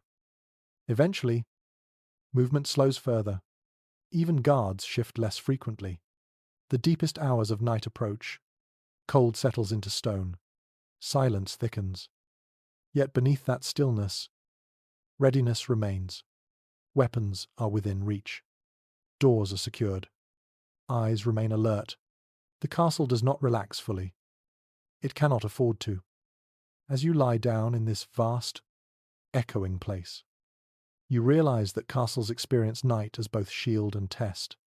Darkness protects them, but it also demands constant attention. Sleep comes here too, but it is lighter, threaded with awareness. Even rest feels strategic. And so the castle waits through the night. Stone and shadow holding together until dawn returns and purpose sharpens again. Sound becomes the keeper of time now. In the absence of light, it is sound that tells you where you are in the night, how far it has progressed, and what still lies ahead. You listen differently than you do during the day. Ears stay open even when eyes are closed. Awareness rests lightly, ready to lift at the smallest change. Somewhere beyond the walls, a bell rings. Not loud, not urgent, but steady. It drifts across rooftops and fields, softened by distance and darkness. This is not a call to gather. It is a marker, a reminder that time still moves even when the world appears still. Church bells divide the night into known pieces. Prayer hours punctuate darkness the way sunrise and sunset shape the day. Even if you do not rise to pray, the sound reaches you. It reassures. Someone is awake. Order persists. Written religious schedules from the Middle Ages show how carefully these hours were observed in monastic life. Bells rang at fixed points, regardless of weather or season. Monks rose from sleep to chant prayers in cold stone chapels, their voices filling spaces that otherwise belonged entirely to night. You imagine that sound now, soft at first, then layered as more voices joined. Latin words rise and fall, carried by breath made visible in the cold air. These prayers do not chase away darkness. They exist within it. For those outside monasteries, bells still matter. They tell farmers, townspeople, and travellers that the night is progressing normally. No emergency, no alarm, Just time unfolding as expected. You notice how your body responds to these sounds even when you are half asleep. A bell rings, and something in you registers it. Not consciously, more like recognition. The night has turned another page. Other sounds carry meaning too. A watchman's call, a distant knock, the creak of a gate. Each one is weighed quickly in the mind. Does it belong, or does it signal trouble? There is evidence from town ordinances that watchmen were required to call out the hours specifically to prevent panic. Silence bred fear. Sound created reassurance. Even a simple voice in the dark reminded people that they were not alone. Inside the house, smaller sounds fill the gaps. A sleeper murmurs. Someone turns over. A piece of straw shifts under weight. These noises blend into a low background rhythm, familiar enough to be ignored, but present enough to signal life. You realize how deeply sound shapes medieval nights. Without clocks, without light, it becomes the primary sense for orientation. Hearing replaces sight as the main way of understanding the world. There is a curious habit noted in some communities. People left doors or shutters slightly open at night, not for air, but to hear better. Complete silence could feel more dangerous than noise. Sound provided information. This practice varied by region and circumstance. In places where danger was more likely, everything was sealed tightly. In quieter areas, listening was valued as much as locking. Modern scholars have discussed whether constant exposure to nighttime sound heightened stress or sharpened awareness over time. It is difficult to say. Lying here now, you feel alert without feeling anxious. The sounds do not overwhelm. They inform. The bell rings again later, marking another hour. It feels closer to morning now. Though darkness still holds, time stretches, but it also moves steadily forward. You notice how sound changes as night deepens. Earlier, there were more interruptions, movement, occasional voices. Now, everything feels slower, more deliberate. Even animals quiet down for a while. Then, gradually, the pattern shifts again. A bird stirs prematurely. Another answers. Not full song. Just a test call. The world is beginning to wake, even if light has not yet arrived. This early sound carries a different quality. It does not reassure the way bells do. It promises change. Morning is approaching. You breathe in more deeply. Aware of this shift, the night feels thinner now. Less heavy. Sound travels differently. The air itself seems to prepare for movement. Inside the house, sleepers stir more often. Someone coughs. Another sighs. Bodies sense the coming transition before minds do. There is no sudden moment when night ends. Sound reveals its gradual retreat. Bells continue. Birds multiply their calls. Distant human activity resumes quietly. You remain still. Listening. Sound has guided you through darkness, marking time, providing reassurance, and signaling change. As the final hours of night unfold, you trust your ears more than your eyes. They have carried you safely through uncertainty. Soon, light will return and reclaim its role. But for now, sound remains your guide, gently leading you toward morning. Illness feels different at night. You become aware of this as discomfort that might have been tolerable during the day begins to feel heavier once darkness settles in. Pain sharpens. Breathing feels more labored. Every sensation seems louder when there is nothing else competing for attention. You lie still, aware of your body in a way that daylight rarely allows. A dull ache in a joint, a tightness in the chest, a feverish warmth that does not belong to comfort.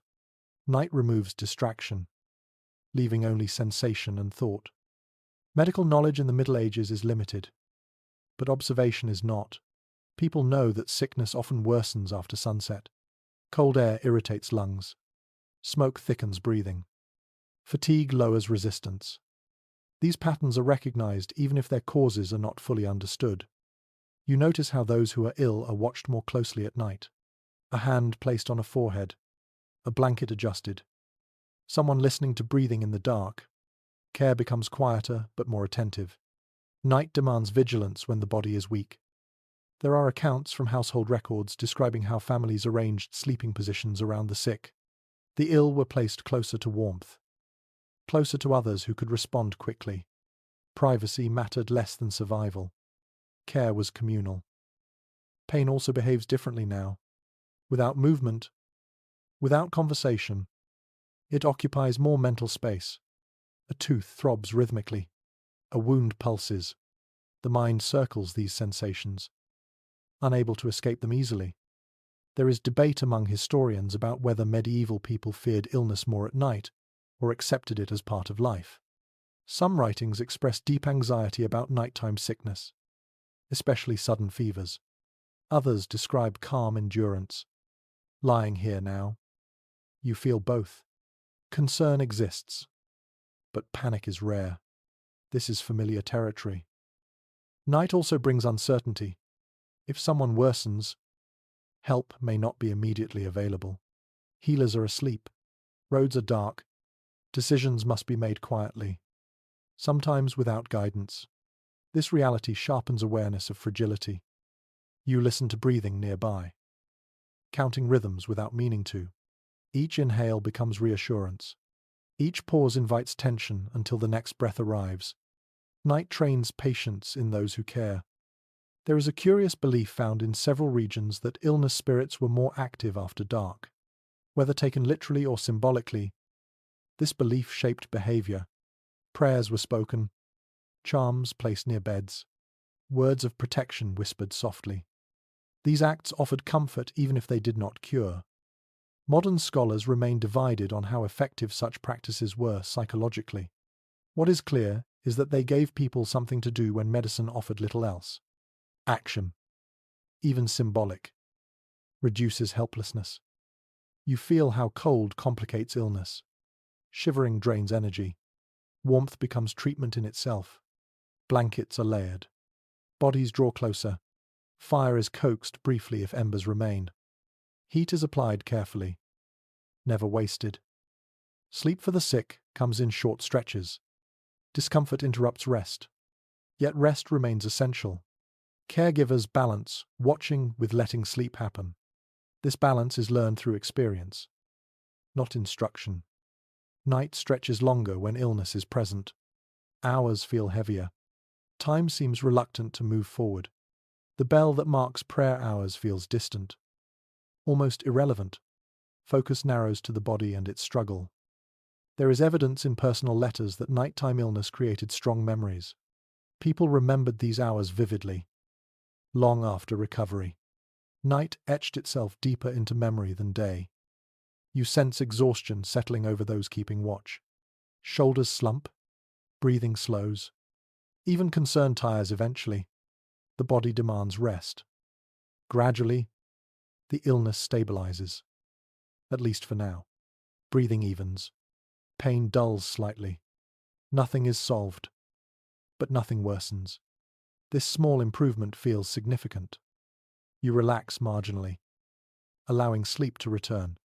Awareness does not vanish completely, but it softens. Night continues, but its grip loosens just enough. Illness has revealed another side of darkness.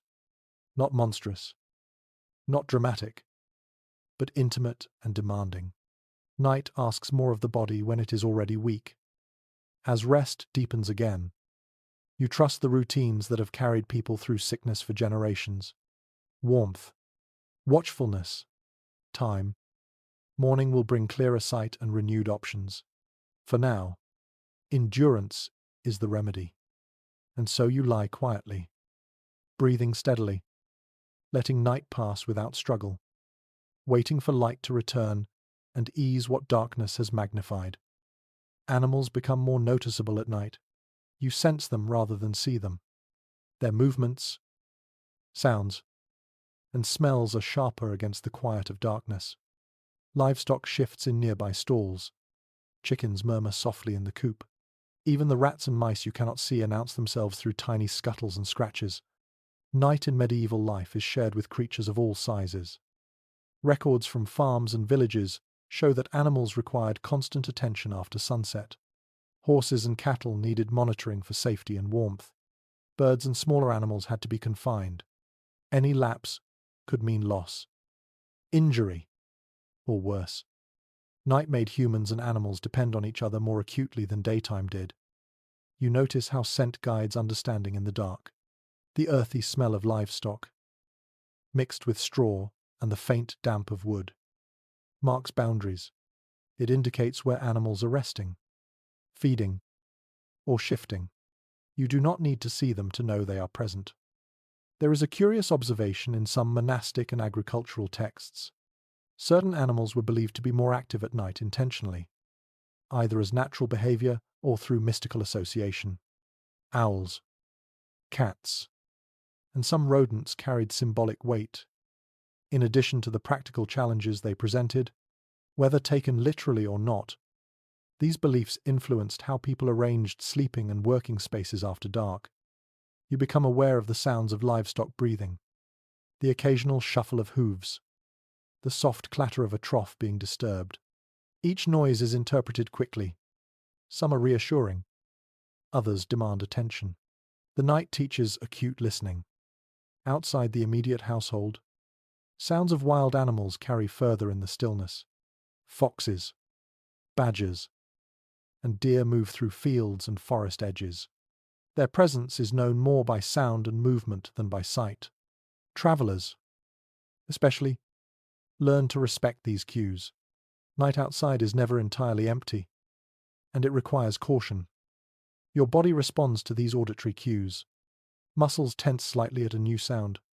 Eyes shift under closed lids. The mind weighs possibilities. This heightened sensitivity is part instinct, part learned behavior. In medieval life, ignoring such signals could have consequences.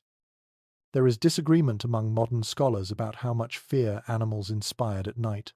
Some argue that danger was real, with predatory animals threatening livestock and humans alike. Others suggest the perception of threat was exaggerated, amplified by darkness and imagination. Sitting here, you understand both. Every sound matters, yet not every noise signals peril. Movement in the dark is deliberate. You notice the small adjustments people make to avoid disturbing animals. Bedding is shifted carefully. Footsteps are placed on softer spots. A hand reaches out to steady a person or pet. Even sleeping arrangements are influenced by the location of animals, with warmth and safety balanced carefully. Animals also contribute to warmth. A dog curled at the foot of the bed or a cat on a chest adds heat, reduces drafts, and brings comfort. Their presence softens the harshness of stone and straw, creating pockets of warmth that humans rely upon. There are details in medieval texts describing watching animals at night. Shepherds, stable hands, and even children were sometimes assigned tasks simply to ensure animals remained calm and accounted for. These duties teach patience, attention, and awareness of the environment beyond immediate human concerns. You sense the rhythm of life is shared. Human and animal breathing synchronize. Small shifts in one part of the house ripple outward. A hoof scraping, a tail brushing against a wall, a bird stirring. These minor events define the night as much as any human action. Outside, distant sounds of forest or fields remind you that civilization does not fully dominate darkness. Predators, scavengers, and unowned creatures claim their space. Travelers, or anyone moving after sunset, must negotiate these zones carefully, often relying on instinct and experience more than light. There is a note in some chronicles that people sometimes used animals as warning systems. A dog's bark, a rooster crowing early, or even the movement of cattle could indicate approaching strangers or shifts in weather. Night amplified the utility of these instincts. As you lie in bed, the combination of warmth, presence, and movement lulls you further into rest. Animal life becomes part of the rhythm, a constant background that is both alert and reassuring. Darkness, cold, and human attention exist alongside these creatures. Together, they shape the experience of the night. You learn quickly that ignoring animals is not an option. Awareness keeps both you and them safe. Sleep becomes easier now, threaded with the constant, quiet reassurance that the house is alive and that life continues beyond your own stillness. The night is shared fully, and you are part of this ecosystem, alert yet resting. And so, as sound and warmth guide you, the hours pass gently. Humans, animals, and the dark coexist, each influencing the other in a delicate balance that will endure until morning. Traveling after dark in the Middle Ages was an exercise in caution, patience, and sometimes courage. You imagine leaving the house, stepping onto paths and roads that vanish into darkness beyond the reach of fire or torch. Every movement carries risk, not only from uneven ground, but from unseen strangers or hidden dangers. Night transforms familiar landscapes into uncertain spaces. Medieval guides and travel manuals repeatedly emphasize preparedness. A traveler would carry a small lantern or torch if they could afford one. Maps were rare, and landmarks were remembered rather than written down. Roads twisted unpredictably, and shadows of trees or hills could mislead even experienced travelers. Night limited vision drastically, forcing reliance on memory, intuition, and sound. You sense how darkness shapes decisions. Some routes are avoided altogether after sunset. Dangerous bridges, forest paths, or poorly guarded roads become impassable. Travelers plan carefully, timing departures so that distance can be covered during daylight. Or they seek the safety of inns, monasteries, or guarded towns. There is evidence in records that certain nights were considered more dangerous than others. Storms, full moons, or the absence of guiding stars could affect both the mind and the body. Travelers knew that misjudging a step or a bend could result in injury, getting lost, or exposure to criminal activity. Darkness transforms the ordinary into the uncertain. You imagine walking along a narrow road, boots crunching against frost or loose gravel. Every sound is magnified. A snapping twig could signal a deer or a hidden person. Wind carries scents unpredictably. The mind becomes alert, scanning constantly, aware that instinct is now as important as eyesight. Some communities employed night guards or mounted patrols along important routes. Their presence offered reassurance, but coverage was uneven. Travelers often had to rely on their own skills to navigate safely. Records from urban centers describe watchmen calling the hours from gates, signaling both order and the potential for danger if those signals were ignored. Curious anecdotes survive about travelers using animals as guides or protection. Dogs accompanied lone walkers, alerting them to movement and marking boundaries. Horses were kept close and well fed to ensure mobility if escape became necessary.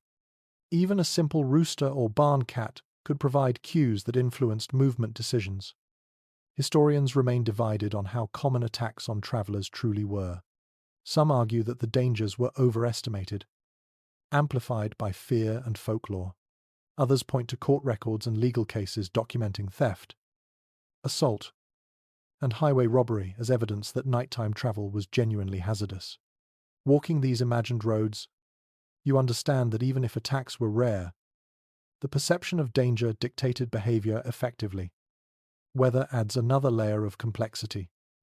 Rain, snow, and fog reduce visibility and make footing treacherous. Paths become slippery. Rivers swell, and hills become deceptive shadows.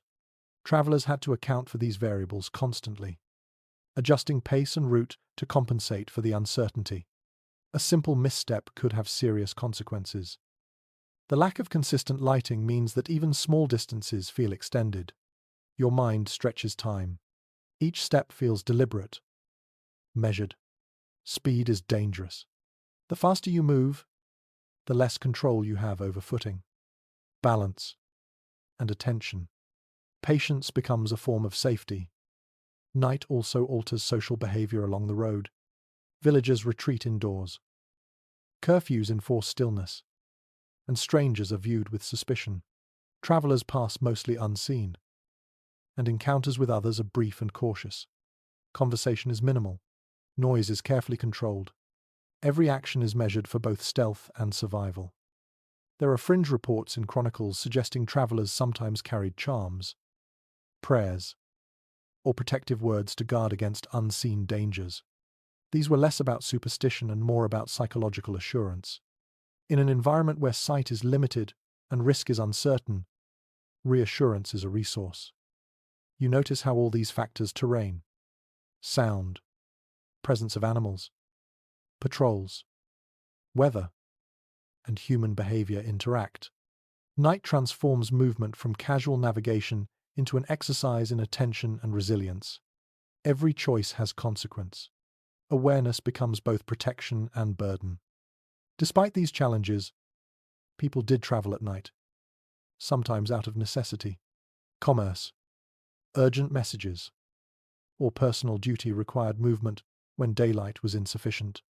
Such journeys demanded skill and careful planning, and experience was often the most reliable guide. Mistakes could be costly, but experience built instinct. You feel the rhythm of this imagined night walk, footsteps measured, pauses to listen, adjustments for unseen obstacles. The body works with the mind to navigate, guided by memory, caution, and awareness. Light is scarce, sound is constant, darkness dominates. By the time sleep returns, it is more restful because these hours of heightened attention have passed. Your mind relaxes, muscles release tension, and the house or inn offers warmth and safety. Night is no longer an unknown. It has been traversed and negotiated successfully. And so, even the darkest hours yield to vigilance, preparation, and endurance. The night may have been long and demanding, but skill and careful attention ensure that travel remains possible, and the promise of dawn becomes tangible once again. Law and order extend into the night, shaping behavior in ways that are subtle but persistent.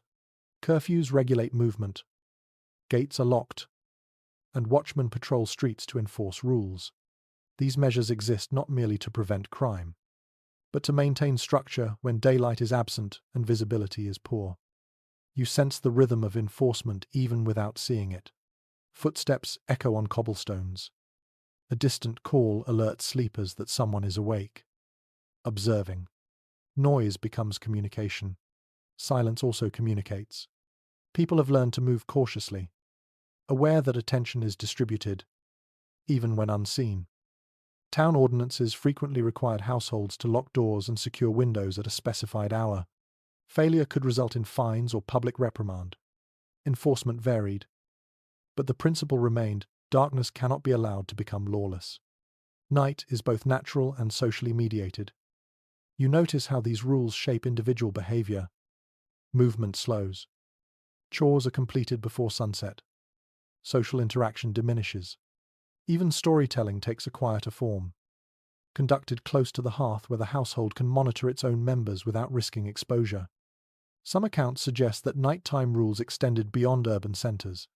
Rural communities also observed curfews, though enforcement relied more on social expectation than formal patrols. The idea is consistent night must be acknowledged, respected, and contained. You hear subtle sounds outside the creak of a gate, a door closing carefully, distant footsteps. These are not random. They reflect a shared understanding of nighttime order. Even absence of noise has meaning. A quiet street suggests compliance. A sudden shout implies transgression or urgency. Scholars debate how strictly these rules were followed. Some argue compliance was high because enforcement was consistent and social norms strong. Others suggest that necessity sometimes overrode regulation, with late-night work or travel justified despite potential penalty.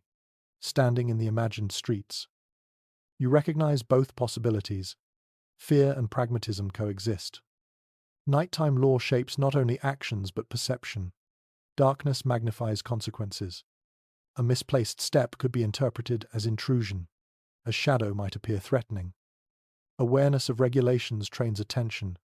People learn to interpret the environment carefully, assigning significance to even minor sounds or movements. You notice the subtle hierarchy embedded in nighttime rules. Those with resources can secure their homes more effectively, afford lanterns, or hire guards. Poorer individuals rely on social compliance and luck. Light, vigilance, and physical security are intertwined. Darkness emphasizes inequality even while curbing freedom for all. Noise management becomes another form of social order. Singing, shouting, or even loud footsteps can attract unwanted attention. Communities enforce quiet indirectly through expectation and habit. People internalize rules, adjusting behavior without overt command. Animals, again, contribute to nighttime regulation. Dogs bark selectively, often alerting to strangers or unusual activity. Horses and livestock moving restlessly may indicate environmental changes or intrusions. Humans and animals form a network of observation that extends beyond individual senses. Curfews, locks, and vigilance also influence psychology. People sleep differently, rest more lightly, and monitor their own actions. Awareness never fully relaxes. Sleep is structured by social necessity as much as by biology. You imagine the journey of a traveler arriving at a town after dark. The gates may be closed. Entry is permitted only at designated openings. Watchmen scrutinize every approach. Rules enforce safety but also delineate privilege. Night creates boundaries that daylight obscures. There is historical debate about whether these measures effectively reduced crime or simply managed perception. Some records indicate fewer incidents occurred after curfew, while others show that misdeeds were underreported, the combination of law and fear. However, clearly influenced behavior. Inside homes, the same principles apply. Nighttime limits movement, reduces noise, and structures routine. Even children learn early that activity after sunset carries implicit risk. Night teaches discipline by framing consequence invisibly. By the mid-hours of darkness, the effectiveness of these social systems becomes apparent. Streets are empty, fires are low, doors are secure, animals rest, sleep resumes. Order persists through restraint and habit rather than constant enforcement. As you settle again, you realize that law, social expectation, and nighttime vigilance combine to create a distinct environment. Darkness is not chaotic. It is governed by rules, enforced by habit and attention. Life continues within its constraints. Even so, the underlying tension never fully disappears. Awareness remains, lightly threaded through sleep and consciousness. Night is calm yet potent. The social order persists in the shadows, shaping every step, every breath, every thought. You breathe slowly, sensing how structure, expectation, and quiet observation allow the night to pass without disaster. Human effort, regulation, and attention combine to hold darkness at bay. Sleep returns, weighted lightly by understanding and habit. And so, the night continues, shaped as much by law and social practice as by darkness itself, carrying you steadily toward the coming dawn. Storms arrive without warning, and night transforms them into more than a mere inconvenience. You lie awake, listening to wind clawing at thatch, rain pounding weakly against shutters, and the occasional thunder rolling faintly across the landscape. Each sound is amplified by darkness, its source ambiguous, its presence commanding attention. Medieval people learned quickly that storms at night required vigilance, unlike daytime weather. Without light, visibility is reduced to near nothing. Even familiar paths become treacherous. Roofs leak, fires risk being extinguished. Rivers swell unseen. Preparation and awareness are essential, and the consequences of misjudgment can be severe. You sense the mood of the house shifting. Sleep becomes lighter. Movements are careful and deliberate. Someone checks that doors are secure. Another adjusts coverings over the fire to prevent embers from escaping. Every action is measured to balance protection and survival. Documents from rural regions show that storms could disrupt entire villages after sunset. Livestock needed shelter. Stored grain required attention to prevent water damage. Weak structures risked collapse. Even smaller disturbances, a roof tile dislodged or a branch fallen, could create hazards that only darkness magnifies. There are accounts describing how people used the sound of storms to gauge their environment. Rain hitting thatch versus stone produces different tones, signaling whether water is accumulating dangerously. Wind direction guides whether shutters or barriers need adjustment. The body becomes attuned to auditory cues that daylight would normally obscure. You notice how shadows deepen under storm-driven darkness. Flickers from fires become more noticeable. Their glow both reassuring and urgent. Fire management takes on a protective role, balancing warmth against risk. The smallest ember must be monitored, as a gust could spread it unpredictably. Weather has an indirect effect on social behavior as well. Villagers remain indoors. Streets empty quickly when storm clouds obscure moonlight. Noise diminishes to a cautious murmur. Movement slows everywhere, except for those who must act guards, watchmen, or those attending to animals and supplies. There is debate among scholars about the psychological impact of nocturnal storms. Some argue that repeated exposure built resilience. Others suggest chronic stress from such nights contributed to sleep disruption and heightened anxiety. Experiencing it now, you feel both the mind sharpens, but rest becomes fragmented. Animals respond differently in storms. Horses shift uneasily. Cattle bray or shuffle. Dogs grow restless. Their reactions alert humans to changes too subtle for ears or eyes alone. This interplay reinforces awareness, tying all inhabitants of a dwelling to the storm's rhythm. Interestingly, folklore often incorporates storm behavior into warnings or moral lessons. Some accounts describe spirits or omens appearing specifically during nocturnal storms. Whether interpreted literally or metaphorically, these stories underscore the heightened attention and vigilance required. You adjust position instinctively, seeking warmth, minimizing exposure to drafts, and avoiding sudden movements. Every action is slow, deliberate, and calculated. Sleep becomes an intermittent visitor rather than a constant companion. The mind evaluates, reacts, and waits for a lull in sound. Outside, the night appears vast and indifferent. The storm obscures terrain entirely. Paths you might know by day vanish. Trees sway unpredictably. Rivers murmur or roar in places where dry earth is normally solid. This uncertainty reinforces the necessity of caution. Darkness and storm conspire to hide hazards. Inside, the household maintains its small order. Candles are lit only if absolutely necessary. Embers are stirred sparingly. Walls and doors are monitored for leaks or intrusion. Each measure is repeated with quiet precision. Routine, vigilance, and small adjustments govern survival. There are also records indicating that storms influenced nighttime prayer and reflection. People sought reassurance in ritual when external controls seemed limited.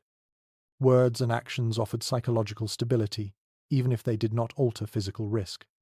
Devotion interweaves with survival, blending spiritual and practical responses. You notice that sleep, when it comes, is lighter but still restorative.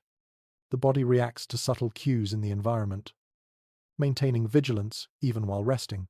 Dreams are shaped by sound, by shifting warmth, by the intermittent crack of branches or water against walls. Consciousness and environment remain intertwined. Eventually, the storm loses some of its urgency. Rain softens, wind slows, thunder fades, darkness remains, but the immediate threat diminishes. Relief is quiet, almost imperceptible, yet profound. Night returns to its regular rhythm, guided by habit, awareness, and endurance. By this point, you sense the skill embedded in these practices. Night, storm, and darkness do not paralyze. They teach observation, caution, and adaptation. Every individual in the household contributes to the management of risk. consciously or not. Vigilance is a communal act. You breathe slowly, letting body and mind relax slightly. The storm has passed through, leaving darkness intact but more manageable. You realize that survival is a layered practice. It combines instinct, learned behavior, routine, and attention to subtle cues in ways that daylight rarely demands. Sleep deepens once more. Breathing evens. Muscles release tension. Awareness does not vanish entirely, but it softens. Night is no longer an adversary, but a condition mastered through attention and experience. And so, even storms surrender to human persistence, allowing darkness to pass with fewer disruptions, and preparing the household for the eventual approach of morning. Winter nights bring a different challenge. You feel it immediately, as darkness settles more completely, and for longer hours. The days shrink, the sun retreats, and the night expands to dominate almost half of every 24-hour cycle. Cold intensifies. Air becomes sharper, and time itself seems to stretch indefinitely. You notice how houses respond. Thick walls absorb whatever heat is available, then release it slowly and reluctantly. Hearths are tended more carefully. Embers stirred frequently to extract maximum warmth. Blankets are layered strategically. Shared sleeping becomes almost mandatory, as individual bodies alone cannot generate enough heat to remain comfortable through the long hours. Historical accounts make it clear that winter required foresight. Firewood had to be gathered in advance, food stored for quick preparation, water sources protected from freezing. Night brought no mercy, and preparation was essential. The cold was not simply an inconvenience, it dictated daily routines and structured activity more than any calendar could. You sense how sleep itself changes. Long nights are often broken into multiple phases, separated by waking periods when temperature, thirst, or the need to tend animals calls attention. These interruptions are expected and accepted. A single stretch of uninterrupted sleep is rare. Even brief waking is used efficiently. Checking embers, adjusting bedding, or quietly moving to avoid chilling. There is a curious observation found in several village records. People sometimes layered clothing even in bed, leaving outer garments on to preserve warmth. Shoes might stay close, hats near pillows, all to minimize heat loss. The weight and bulk of clothing compresses the body in ways that make sleep less expansive but more effective in preserving life. Outside, the night is oppressive in its cold. Frost thickens unnoticed. Snow may accumulate quietly, and rivers or streams freeze near the edges. The dark shapes of familiar trees, hills, and houses become deceptive. Movement is riskier than usual, requiring knowledge, instinct, and caution. Those who venture outdoors must navigate uncertain terrain while balancing heat retention against exertion. Animals, once again, play an essential role. Livestock must be sheltered, fed, and monitored. Even small creatures like chickens need protection from frost. Their warmth contributes to shared comfort inside structures, but only if they are attended to properly. Cold amplifies the interdependence of humans and animals during winter nights. Scholars have debated whether medieval people perceived these long nights as threatening or simply demanding. Some sources suggest a heightened awareness of mortality during winter darkness. Others describe acceptance, resignation, and learned adaptation. As you imagine lying awake, adjusting layers, and listening to the house settle around you, both interpretations feel accurate. Fear exists but is balanced by skill and routine. Fires themselves require particular attention. Winter air is denser, colder, and less forgiving. Hearths must be managed to sustain warmth throughout extended periods. Embers are coaxed carefully. Fuel is rationed to maintain heat while avoiding waste. Smoke can accumulate more readily in poorly ventilated spaces, irritating eyes and lungs, but cannot be entirely avoided. You notice how social interaction shifts in long nights. Conversation is minimal to preserve heat. Stories are short, practical, or comforting rather than expansive or playful. Movement is measured. Even laughter is restrained. The night structures behavior as efficiently as light structures labor during the day. There is also evidence that winter darkness influenced diet. Heavier, more energy-dense foods are prepared to compensate for the cold and extended restlessness. Porridge, stews, and preserved meats dominate. Cooking at night is limited to urgent needs to conserve both light and fuel. Even nutrition becomes tied to the demands of darkness. You feel the interplay of cold and human ingenuity. Every layer of clothing, every shared bed, every controlled ember represents adaptation. Night is not simply endured, it is negotiated. Sleep comes again, deeper this time, though periodically interrupted by discomfort or instinctive vigilance. Bodies huddle together. Breath is shared in warm pockets. The household functions as a network, each individual and animal contributing to the survival of all. Outside, the winter landscape is silent yet potent. Snow dampens sound, making distant noises sharper. Ice creaks quietly in the cold. Wind may howl over roofs. These sounds guide movement, alert attention, and mark time.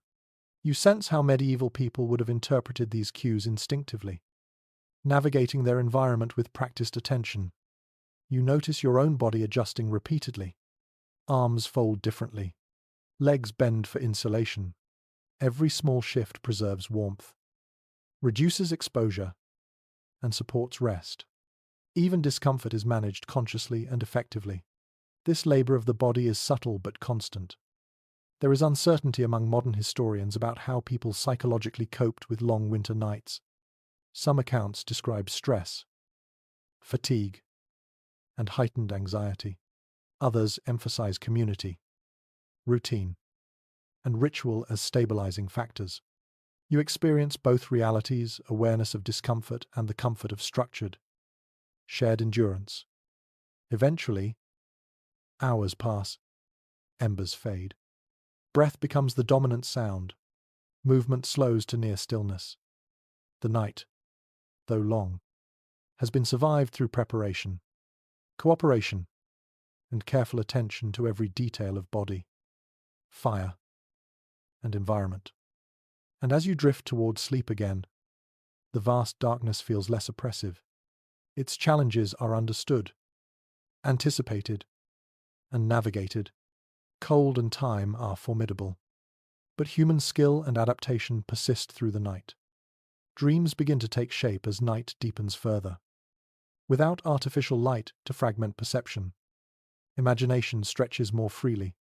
Your mind conjures landscapes, memories, and possibilities, blending them into a tapestry that feels both vivid and insubstantial. Night shapes these images, emphasizing shadows, movement, and texture in ways that daylight never does. You notice how the unconscious mind fills in gaps left by limited sensory input. Shapes emerge in darkness. Sounds take on meaning that might not exist. Stories your mind has stored over the years resurface, sometimes altered, sometimes amplified. The night fosters creativity while simultaneously testing patience and resilience. Historical accounts indicate that people often interpreted dreams as messages or omens. They paid attention to recurring motifs, the behavior of animals, or actions that seemed out of place. While some interpretations were literal, many were metaphorical, serving as guidance for decisions, reflection on morality, or personal introspection. Night was a time when the boundary between waking and dreaming blurred, giving thought a freer stage. You become aware of the continuity between sleep and wakefulness. Moments of alertness punctuate rest, especially during longer nights or in winter. Movement, slight shifts in temperature, or the faint sounds of animals can draw attention for a few heartbeats before you drift again. This cyclical pattern trains the body and mind in observation, endurance, and adaptation. Animals influence the dreamscape indirectly. The soft breathing of livestock, the occasional stir of a companion's movement, or the distant calls of nocturnal creatures seep into the mind, shaping imagery and narrative in subtle ways. Dreams may feature barns, fields, or familiar paths, transformed into symbolic landscapes. Humans and animals share a nocturnal rhythm, their presence intertwined in both waking and dreaming. You realize how stories and lore influence nighttime thought. Tales of spirits, wandering souls, and protective charms learned as a child become active in dreams. They emerge in sequences that seem coherent but are fluid, blending memory, imagination, and instinct. Even when sleep is restless, these stories provide a framework that makes darkness more navigable. There is a curious note in medieval household diaries. Some individuals purposefully engage in reflection or quiet meditation during waking intervals at night. Prayer, moral consideration, or planning for the next day occupies the mind while the body rests. Night allows introspection in a concentrated way unavailable in the distractions of daylight. Scholars debate the extent to which dreams reflected waking life versus serving purely symbolic purposes. Some suggest that dreams reinforced learned behaviors, like caution, attentiveness, or social compliance. Others argue that they allowed for exploration of fears and desires that were difficult to confront during the day. Experiencing these nights, you sense both functions at work. You become aware of subtle environmental cues influencing thought. Cold shifts slightly. Fire embers glow briefly. A breeze enters through a crack. Each stimulus adjusts perception, shapes imagery, or modulates emotion. The mind integrates sensory input seamlessly, creating a continuous, immersive experience. Sleep itself is layered. Lighter phases allow consciousness to respond to subtle shifts in temperature or sound. Deeper phases permit restorative processes, consolidating memory, healing tissue, and renewing energy. The long, dark nights of winter or deep summer evenings challenge this balance, but also strengthen adaptive patterns. Outside, wind, rain, or distant animals create a low-level rhythm that underscores the dream state.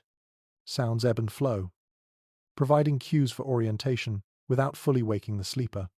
These environmental markers, combined with internal awareness, form a landscape in which night is both experienced and negotiated. You notice how these periods of dream and wakefulness reinforce community bonds. Shared houses, common walls, and proximity of sleepers create a network of interdependence.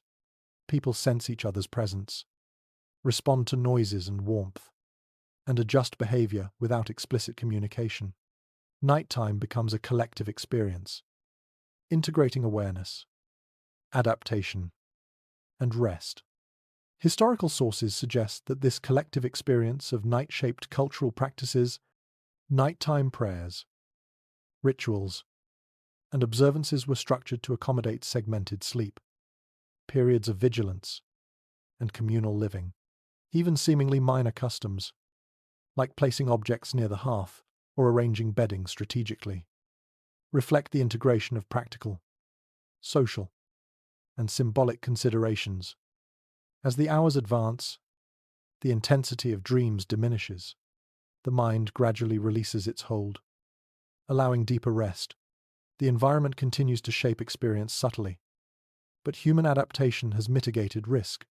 Temperature is tolerable, animals are calm, and fire, if present, is stable. Darkness remains, but it is now a predictable condition rather than a threat.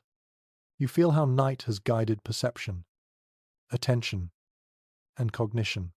Even when unconscious, the body and mind have negotiated with temperature, light, sound, and social presence. Survival, comfort, and adaptation have coalesced into a rhythm that defines the medieval experience of darkness. And so, as pre-dawn approaches, the transition from dream to waking is gentle. Night has imparted lessons, tested endurance, and fostered awareness. The first hints of light will soon arrive, and with them, the world of day, structured differently, will resume its pace.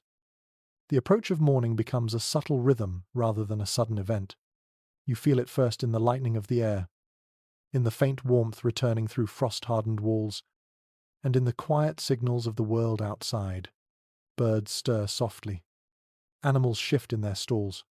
Wind loses its sharpness. Time stretches and bends, folding the long hours of darkness into the anticipation of a new day. Inside the household senses this shift almost instinctively. Breath slows for the last time before waking. Embers in the hearth glow faintly and steadily, no longer requiring careful tending. Those who remained awake in segments of the night allow themselves to settle fully, knowing that danger has passed, the chill has lessened, and light is imminent. Records indicate that people often awaken before sunrise to prepare for the day, taking advantage of the first weak light to check fires, water sources, and livestock. Yet, even when sleep is disturbed by the body's natural rhythms, rest is restorative enough to allow alertness for the tasks ahead. Waking is neither abrupt nor panicked. It is gradual, measured, and attuned to environmental cues. The final hours of darkness have shaped your perception. Each sound, smell, and touch has been absorbed into awareness. You notice the creaking of wood, the faint movement of straw, and the soft exhalations of those around you. These signals, once amplified by fear and uncertainty, now serve as gentle markers guiding the transition into day. You are aware of the cold fading slowly, replaced by the warmth that accumulates even in drafty medieval structures. Walls, floors, and roofs release retained heat from fires maintained through the night. Straw and wool bedding radiate slowly absorbed warmth. Bodies, previously huddled tightly together for survival, begin to relax, stretching and adjusting with minimal disruption. There is a curious detail noted in personal accounts and estate records. People often begin their day by redistributing bedding and clothing, moving items that served as insulation during the night to prepare for morning tasks. Firewood is replenished if necessary. Tools are checked and readied. This transition is as much about logistics as it is about comfort. Night's preparation extends seamlessly into the day's routine. Sleep, during these final hours, is deeper and less interrupted. Dreams taper off. Consciousness resumes a steadier rhythm. The mind integrates fragments of thought, sensory experience, and reflection from the night. This integration allows the household to awaken with awareness. Physically rested, yet mentally attuned to tasks ahead. You sense how social patterns are reinforced through these nocturnal experiences. Close sleeping arrangements, shared warmth, and collaborative vigilance strengthen bonds. Children, adults, and animals are all part of a coordinated system of care and adaptation. Observing these relationships, even in imagination, reveals how communal structures are inseparable from survival. Modern historians debate whether the cumulative stress of long nights and cold influenced social hierarchies. Some argue that shared exposure to risk equalized relationships within the household. Others suggest that those with greater resources could mitigate discomfort, reinforcing status distinctions even in darkness. Lying here, observing the subtle balance between dependence and privilege, you perceive the nuance. Night teaches both equality and hierarchy, depending on circumstance. You hear distant church bells marking the early hour, signaling prayer or timekeeping. The sound carries differently than in full darkness. It blends with faint bird calls, rustling straw, and the first stirring of neighbors outside. Bells provide temporal orientation, bridging the end of night and the beginning of day. Their rhythm guides action and reinforces communal awareness. The last residual sounds of nocturnal life fade as preparation for the day begins. Animals settle into morning routines. Watchmen finish their rounds, signaling safety. The house itself seems to exhale. Walls and roof, releasing the accumulated tension of hours spent holding darkness at bay. Your body, once tense from cold, movement, and vigilance, now relaxes fully. The muscles loosen, breathing steadies. Temperature is managed more easily as warmth and light return incrementally. The household, collectively and individually, has negotiated darkness, weather, and risk successfully. Rest is complete enough to allow alertness, reflection, and readiness for the labor ahead. This final stage of night is also a time of reflection. The mind catalogues the experience awareness of fire, light, sound, and animal movement, observation of shifting temperature and the body's response, integration of vigilance, cooperation, and adaptation. These hours, previously stretched by uncertainty, now resolve into a coherent narrative, internalized as practical knowledge and resilience. Dreams, memories, and attention intermingle with anticipation. You understand that the night's influence lingers even as light returns. Habits formed, observations made, and instincts sharpened during darkness persist. Awareness of time, risk, and interdependence remains active, guiding the household through the early hours of day. The gradual illumination outside signals that night has yielded its domain. Shadows retreat. Surfaces that seemed uncertain now reveal texture and shape. Familiar paths reappear. The world transitions, not abruptly, but steadily, from nocturnal caution to daytime clarity. Finally, the household begins coordinated movement. Doors open. Fires are stoked more fully. Animals are tended actively, and tasks that were impossible during darkness are resumed. Life continues, shaped by the patterns, vigilance, and adaptations honed through night. And you, resting at last, have moved through the long, layered night intact. Each hour contributed to endurance, awareness, and preparation. Darkness has been negotiated successfully, providing lessons in observation, patience, and cooperation. Morning promises activity, light, and renewed energy. But it also carries forward the understanding of the night's quiet influence. The night has passed fully now, and you feel the calm that comes with completion. Hours of darkness, cold, and quiet have tested endurance and attention. But the household has met each challenge with vigilance, cooperation, and quiet skill. You sense warmth returning, not only in body but in mind. Even as light grows, the lingering hush reminds you of what was overcome, how every sound, every breath, and every careful movement mattered. Sleep, rest, and wakefulness flowed together seamlessly, intertwined with practical concerns. Observation of animals, attention to fire and embers, and awareness of the environment. Night-shaped perception, refined instincts, and fostered social bonds. Shared warmth, gentle vigilance, and the rhythms of breathing guided experience, teaching both caution and patience. Darkness was a teacher, imposing conditions that the household adapted to naturally, forming habits that would persist long after the first glow of dawn. Now, as the day begins, you feel the soft release of tension. Bodies stretch, muscles relax, and breath deepens without the previous alertness. The air, once heavy and cold, carries faint warmth. Sounds are now layered with recognition and familiarity. You notice the birds, the rustle of straw, and distant human activity as signals of safety and the continuation of life. Night has ended, but its lessons remain embedded in the household, in habits, in awareness. You carry the knowledge of endurance, observation, and cooperation into the new day. Darkness has been survived, vigilance has been honored, and you rest, softly, as the first light unfolds, ready to meet the morning with awareness and ease. Sweet dreams.